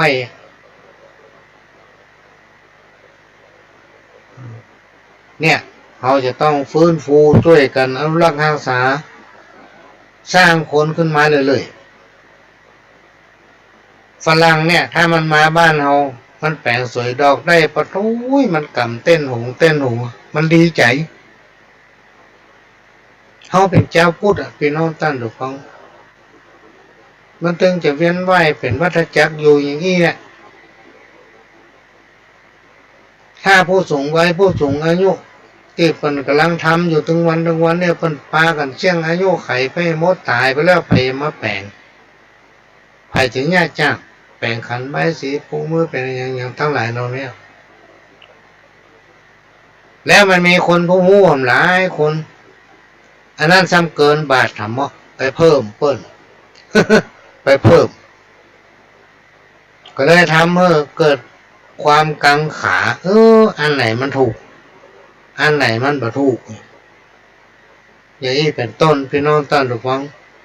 เพราะฉะนั้นวัฒนธรรมประเพณีพื้นบ้านล้านนาของเราโดยเฉพาะเกี่ยวกับพระพุทธศาสนาเนี่ยพี่น้องท่านผู้ฟังที่มันจะเกี่ยวโยงกันที่มันต้องใจที่มันต้องมีเราจะต้องฟื้นฟูแนะนำผู้เขาสอนเขาเมื่อก็หลายๆปีที่ผ่านมาเนี่ยพี่น้องท่านผู้ฟังพระหลวงมีความคิดว่าคนที่สารสร้างหัวเนี่ยมันงามสารกลุ่มของงามสารคุยก้าสารเปียดสารปุ้งสารเหิงสารแซะสารข้องฝีมือเป็นดีคนบางคนเขาบอกว่าเขาได้กลุ่มสักอันในตันไม่ไปจ้องเขาพอตอนเขาไปพอเป็นกลุ่มละเป็นแกนละ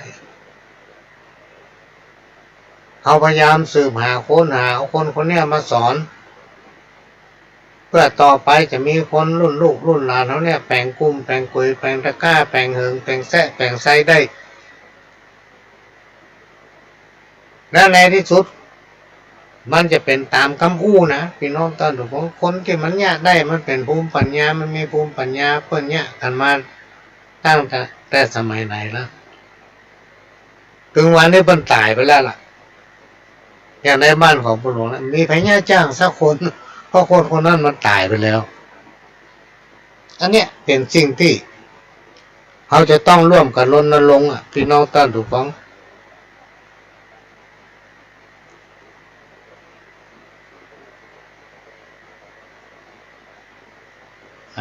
อันไหนที่มันดูแล้วมันง่ายมันจะยากแต่มันยากสำหรับที่คนที่ทำมาได้อันนี้ตะวันนี่ก็ได้โอ้ถึงหมู่บ้านที่จะเป็นต้นแบบเป็นหมู่บ้านกองทุนแม่ของแผ่นดินต้นแบบในอนาคตจะเป็นศูนย์เรียนรู้ชุมชนท่านก็จะต้องค้นหารวบรวมภูมิปัญญาพื้นบ้านคนนั้นจ้างแปลงสวยดอกคนนั้นจ้างแปลงขันใบสีคนนั้นจ้างแปลงใบสีปากชามคนนั้นจ้าง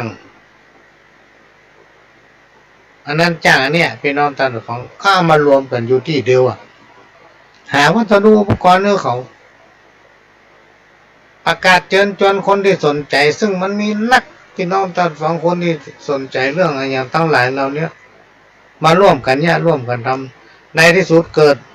เป็นหมู่บ้านภูมิปัญญาของคนพื้นบ้านกลายเป็นศูนย์เรียนรู้หลายๆคนจากพื้นที่ต่างๆเพิ่นก็จะมาดูมาพอเขาญาติได้แต่ในที่สุดก็มาเรียนเป็นการเผยแพร่นี่ก็มาเล่ามาฟังเด้อพี่น้องท่านทุกฟังเอามายึดเอาทางนี้ต่อฟื้นฟูเอาภูมิปัญญาพื้นบ้านทุกคนบอกว่าเขาจะหู้จะฉลาดขนาดไหนก็ต้องทำตัวเป็นน้ำกึ่งแก้วนะทำตัวเป็นน้ำกึ่งแก้วไว้จะไปล้นจะไปทำตัวเป็นคนที่น้ำล้นแก้ว จะต้องยอมรับเหตุผลยอมฟังเหตุผลของคนอื่นจะไปหันแก้ตัวจะไปถือตัวแน่จะไปโยกตัวคมเปิ้นติ๊กคนในยุคปัจจุบันเนี่ยมันใจกลัวไผ่นะพี่น้องตาของคนในยุคตึงวันเนี่ยเขาไม่ใช่กลัวไผ่ให้สังเกตได้การขับรถใจถนนถึงวันเนี่ยพี่น้องตาหลวงมีการทะเลาะเบาะแว้งกันบรถลาวาศอกฮือกันเนาะเรื่องมาเป็นเรื่องก็แสดงว่าคนในยุคปัจจุบันเนี่ยบ่กลัวกัน บ่เกรงใจกันเพราะฉะนั้นเลยมีการรณรงค์เพื่อน้อมนำเอาศีลธรรม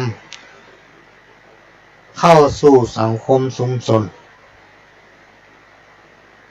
มีการรณรงค์ให้ผู้นำคนเนี่ยมีความสุจริตเที่ยงธรรมการเป็นผู้นำคนจะต้องมีความสุจริตต้องมีความเที่ยงธรรมต้องวางตัวเองให้เป็นกลางบ่เอียงซ้ายบ่เอียงขวาต้องทำตัวเองให้เป็นแบบแก่คนทั้งหลายเพราะเป็นคนนำเปิ้นพี่น้องท่านหรือเปล่าถ้าใครได้คนนำดีก็ถือว่ามีบุญวาสนาเพราะว่าได้คนนำดีถ้าคนไหนได้คนนำบัดดีพี่น้องท่านฟังก็ถือว่าจัดเนี่ยเป็นกรรมละ ที่เกิดมาปะคนบัดดี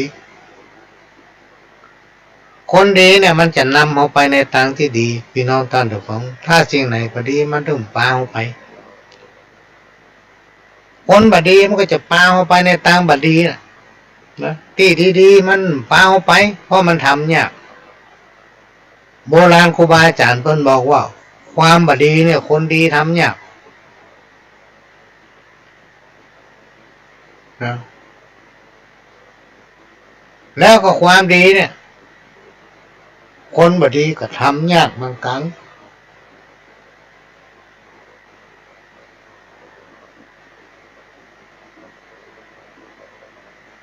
อันนี้เป็นสิ่งที่ครูบาอาจารย์เพิ่นกล่าวไว้มาโอ้ถึงข้อคิด21ประการ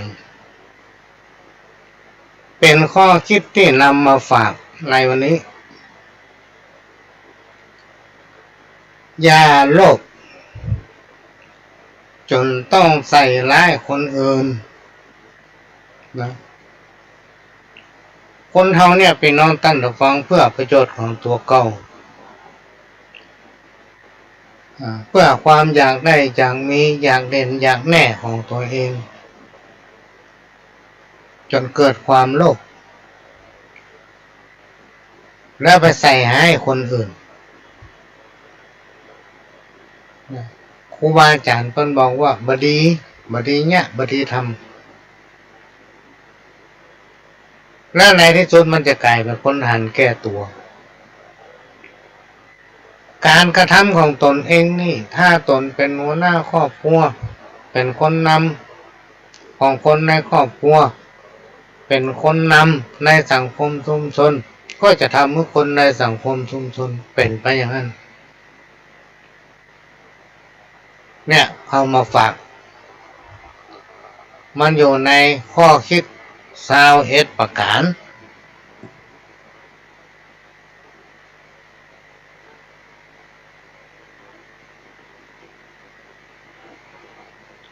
นั่งเนี่ยเริ่มจะไอเนอะพี่น้อง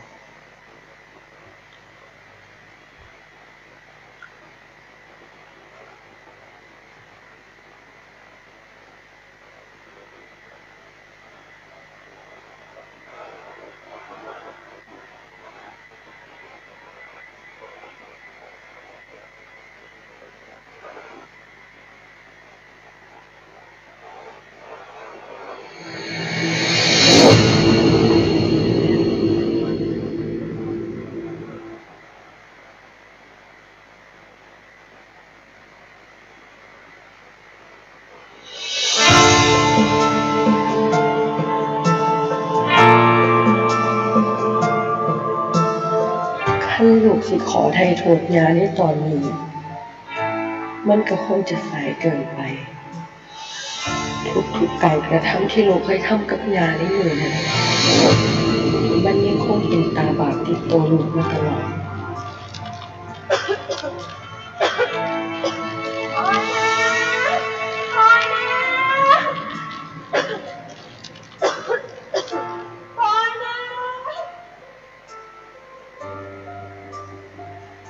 ถึงมื้อนี้ชีวิตของลูกสิพบเจอคู่ชีวิตใหม่พบเจอเรื่องราวใหม่ๆแต่ภาพความสวยในวันเก่าๆมันก็ยังตามหลอกหลอนอยู่ตลอดเปิดเพลงให้ฟังซ้ำเป็นเพลงยามหูโดยที่ประวัติเคยฟังเพลงสักเตือมาล่ำฟังถ้ามีความจำเป็นนอกจากไปเด้อเปิ้นมันเรียกเรื่องมันได้ เปิ้นเปิดให้ฟังก็จะเป็นได้ฟังผ่านไปอันเนื่องจากว่าช่วงเนี้ยพี่น้องท่านผู้ฟังจากกลับจากกรุงเทพมาน่ะมันติดวัดมาน้อยนึงแต่ก็บ่มีโควิดนะมันเจอโควิดไปตรวจหมดแล้วห้ามผลน้อยนึงเวลาโอ้นักไปเนี่ยมันจะไอถึงบอกเพื่อพี่น้องท่านผู้ฟังว่าจะไปเอาวิทยุเอาไว้ตั้งหน้าหรือว่าจะไปเอาหน้าไปใกล้วิทยุเดี๋ยวติดวัด ขณะนี้พี่น้องท่านผู้ฟังก็กำลังรับฟังรายการสารธรรมกรรมเก่าดำเนินรายการโดยเก้ากับผมพระหลวงสว่างท่าดินจันทร์ประธานเครือข่ายของทูลแม่ของแผ่นดินจังหวัดเชียงใหม่และ8จังหวัดภาคเหนือ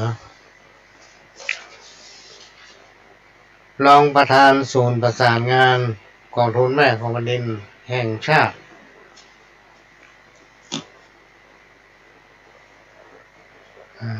จากสถานีวิทยุกระจายเสียงพระพุทธศาสนาแห่งชาติและสังคม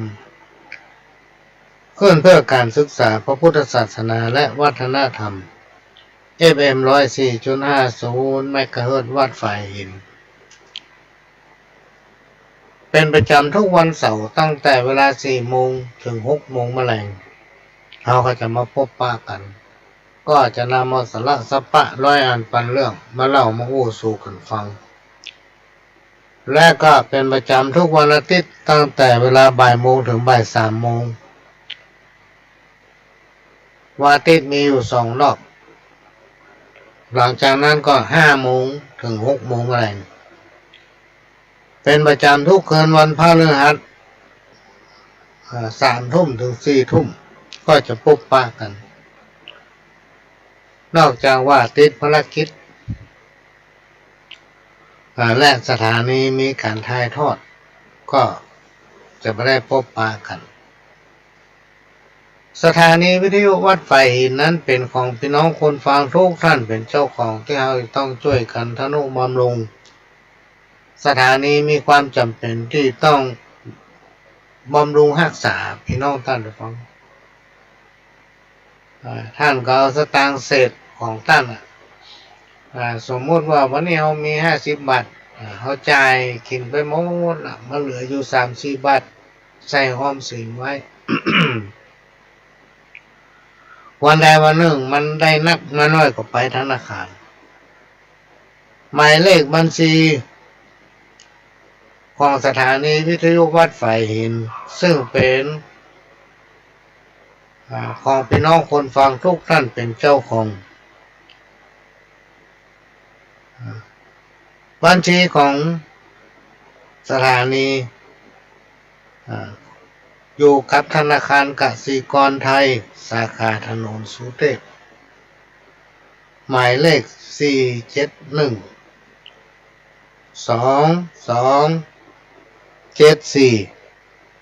927และก็ต้องขอกราบขอบพระคุณท่านผู้อำนวยการหลายสถานีที่นำเอาเสียงรายการนี้เผยแผ่สู่พี่น้องท่านทุกฟังถึงบ้านถึงจองเป็นเวลาเมินมาละต้องขอกราบขอบพระคุณท่านผู้อำนวยการหลายสถานีที่กล่าวมาแล้วแต่เจ้าเป็นอย่างสูงนะกรรมเก่าวันนี้ปากหวานก้นส้มตั้งในขมยังบะแขวง เอามาตองพอเนี่ยพี่น้องท่านฟังมันมีแต่น่ะเนี่ย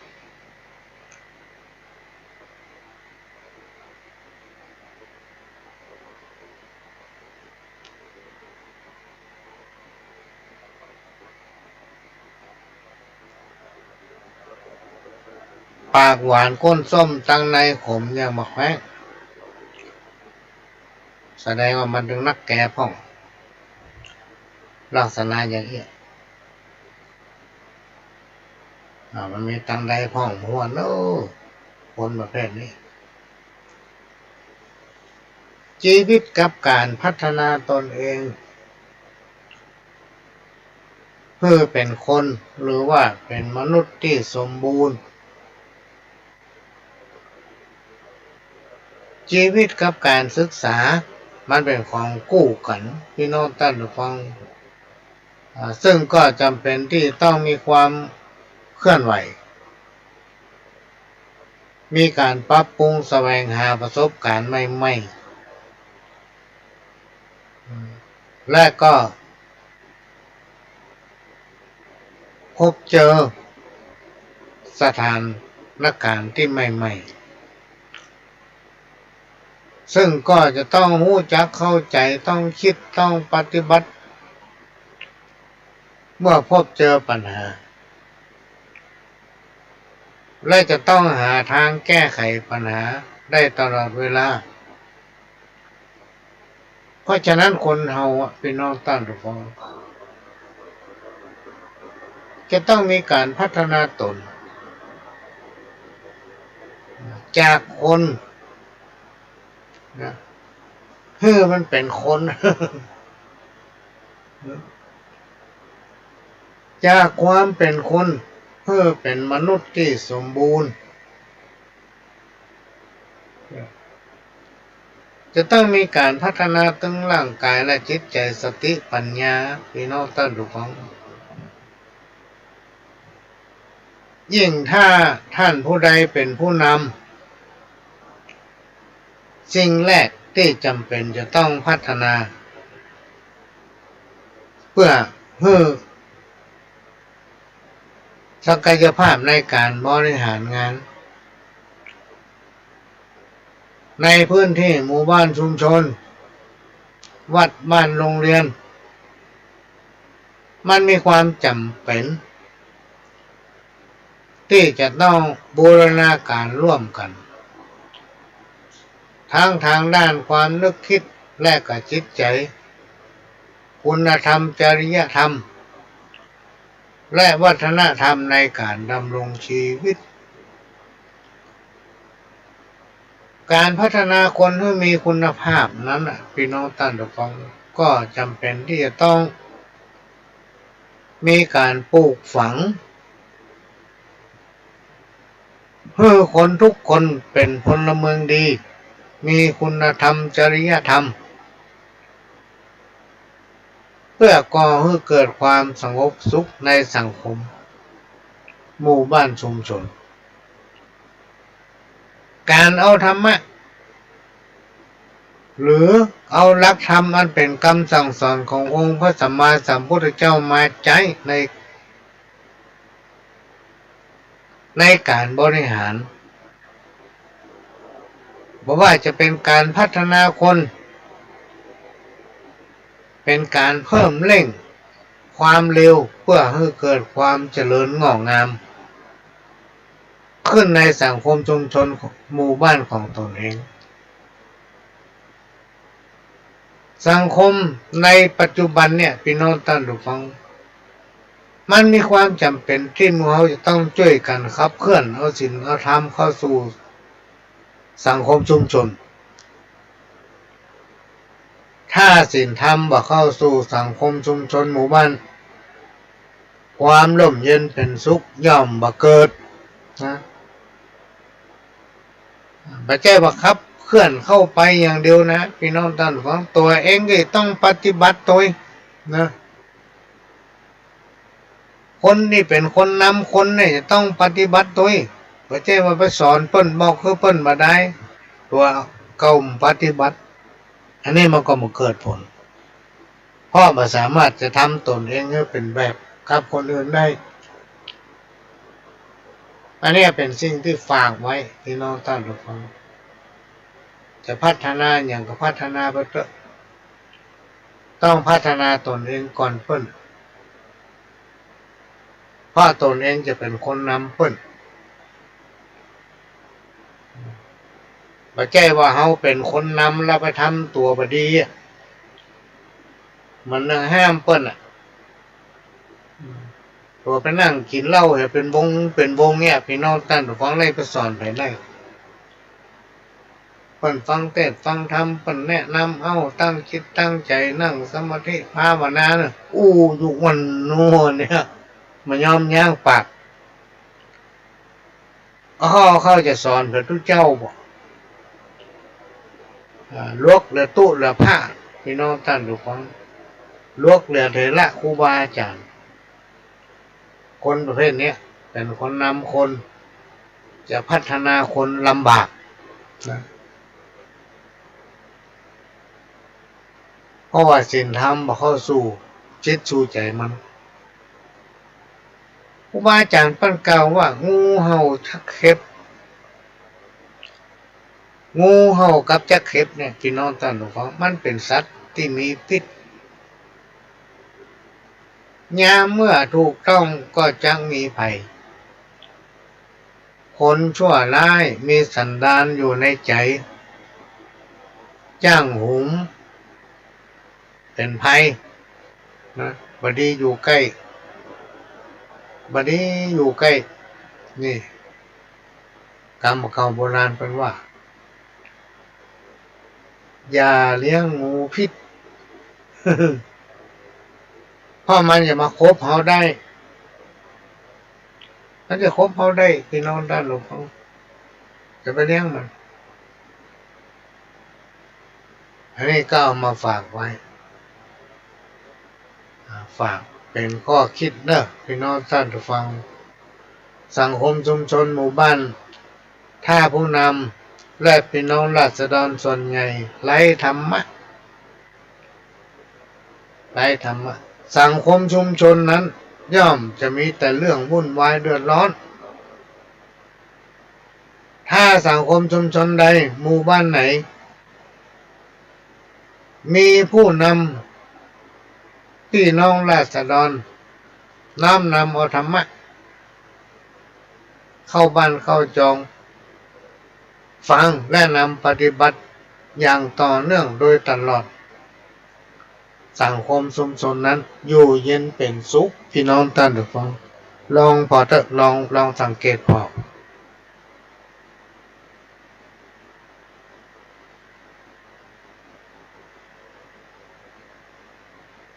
แต่ถ้าเราไปฟังติ๊กๆไปฟังเทศคนเหมารถเฮโลไปติ๊กๆคนเทศไหนก็ไปคนเทศไหนก็ไปฟังหูซ้ายออกหูขวาอันนั้นครูบาอาจารย์บอกว่าไปนั่งเอาก้นด้าน ไปนั่งเอาก้นด้านมาเก็บมาคิดมาเก็บใส่อกใส่ใจมานำมาปฏิบัติมานำมาสั่งสอนลูกหลานแล้วไปปฏิบัติหรือว่าไปฟังมาแล้วกลับมาปฏิบัติตนให้เป็นแบบอย่างพี่น้องท่านทุกคนแม่ศูนย์เป้าเรียกว่าไร้ธรรมะเหมือนกับกรรมที่ว่าทำใดๆก็ไร้ค่าถ้าเอาไปฟังแล้วฟังแถมฟังแล้วฟังแถมแล้วมานำปฏิบัติมันก็เกิดประโยชน์พี่น้องท่านทุกคนถ้าอยากให้เกิดประโยชน์ต้องศึกษาต้องค้นหาต้องมีจิตใจเป็นสมาธิตั้งมั่นอยู่ในคติธรรมนั้นถ้าไผ่ทำได้พี่น้องท่านผู้ฟังลองพิจารณาตองพอครอบครัวของท่านจะอยู่เย็นเป็นสุขเนาะกรรมเก่าภายนอกทำตัวเป็นเศรษฐีมั่งมีสินทรัพย์วันนั่งกินนอนกินจนเคยชินส่วนฐานะจริงๆทุกสิ่งหน้าขันหลอกลวงทั้งนั้นเข้าขั้นยากจน แต่มันแต่งตัวดีไปได้ทำตัวเป็นผู้มีอันจะกินแต่จริงในกระเป๋านี่ก็ด้านหนังสือพิมพ์ อวดตัวว่าดีมีความสัตย์แต่มักกู้จ๋าตบัดสัตย์มามีเป็นความจริงแต่งถือศีลกินเจแต่จริงหันเหไปเหทุกสิ่งหากใครผู้ใดหวังมาเพิ่งพิงย่อมจะพบภัยอันนี้มีความหมายว่าพ่อภายนอกเป็นคนดีเป็นคนที่มีความประพฤติดีน่าเชื่อถือแต่ที่จริงจิตใจของมันนะพี่น้องท่านผู้ฟังมีความชั่วร้ายเต็ม100%นะ ระวังไว้เถอะถ้าพอคนแต่เปลือกนอกท่านจะปะคนประเภทนี้จับใส่บางคนนั้นรูปกายว่างามต่ำจ้า แต่งมาจากปากก้าหลายอันจับใส่บางคนนั้นแต่งตัวเลิศล้นไข่ฮือเปิ้นคนอื่นหันแต่จริงความหูของมันมีเต้าปลายก้อยซ้ำมาอู้กล่าวเหลือตน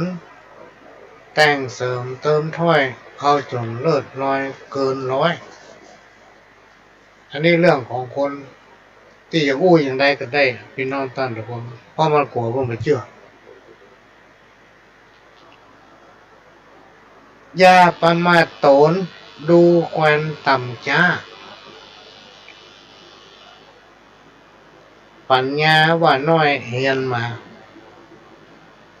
ความหูเล็กน้อยแล้วปล่อยลาสาเบาปัญญาจำไว้เตือนน้อยขี้ค้านอ่านเขียนย่อมตกต่ำจ้าความหูบ่เอื้ออำนวยบ่มีความหูเต็มว่ารูปร่างจะสวยมาหวังไข่เลยจักเอาไหนได้บ่มีทรัพย์สินเงินคำบาทได้จะมีคนใดเป็นมิตรบ่มีสหายร่วมเลี้ยงเคียงซิดจักหาสุขได้ทางใดบ่มีสุขแล้วบุญจะเกิดไหนสุขสมดวงไทยบุญจึงเกิดขึ้นคนบุญบ่มีเป็นคนต่ำตื้นบ่ประเสริฐใดแน่แต่อย่าดูหมิ่นดูแคว้นความหูตัวนี้ว่ามีอยู่น้อยบางเบาเต็มหูเล็กน้อยบ่เต้าเต็มเขาแต่ว่าเฮาหูจริงแน่แจ้งหูอันใดหูไปจนแห้งจนชำนาญแน่ชัดย่อมจักหาเลี้ยงตนยามอัตคัดเป็นประโยชน์ได้ทีหลุนหูบ่แต่หูแล้วหายสูญบ่เป็นบุญคุณสักเยื่องสักข้อหูแน่แต่จริงผลยิ่งไหลป้อเกิดก่อมีสินทรัพย์นี่เป็นคำที่คนเฒ่าคนแก่เปิ้นว่าไว้พี่น้องท่านผู้ฟังมันก็มีความจริงอย่าไปตกไปเสี่ยง ไล่มาตามยุคปัจจุบันเนี่ยพี่น้องท่านผู้ฟังกับกรรมที่มันเป็นความจริงทำกรรมหนึ่งกรรมว่าไม้ต้นเดียวบ่เป็นกอปอต้นเดียวบ่เป็นเหล้าเปรียบได้เหมือนคนเฮาถึงวันเนี่ยพี่น้องท่านผู้ฟังเฮาคนเดียวเนี่ยบ่สามารถที่ทำอย่างคนเดียวที่มันเป็นงานใหญ่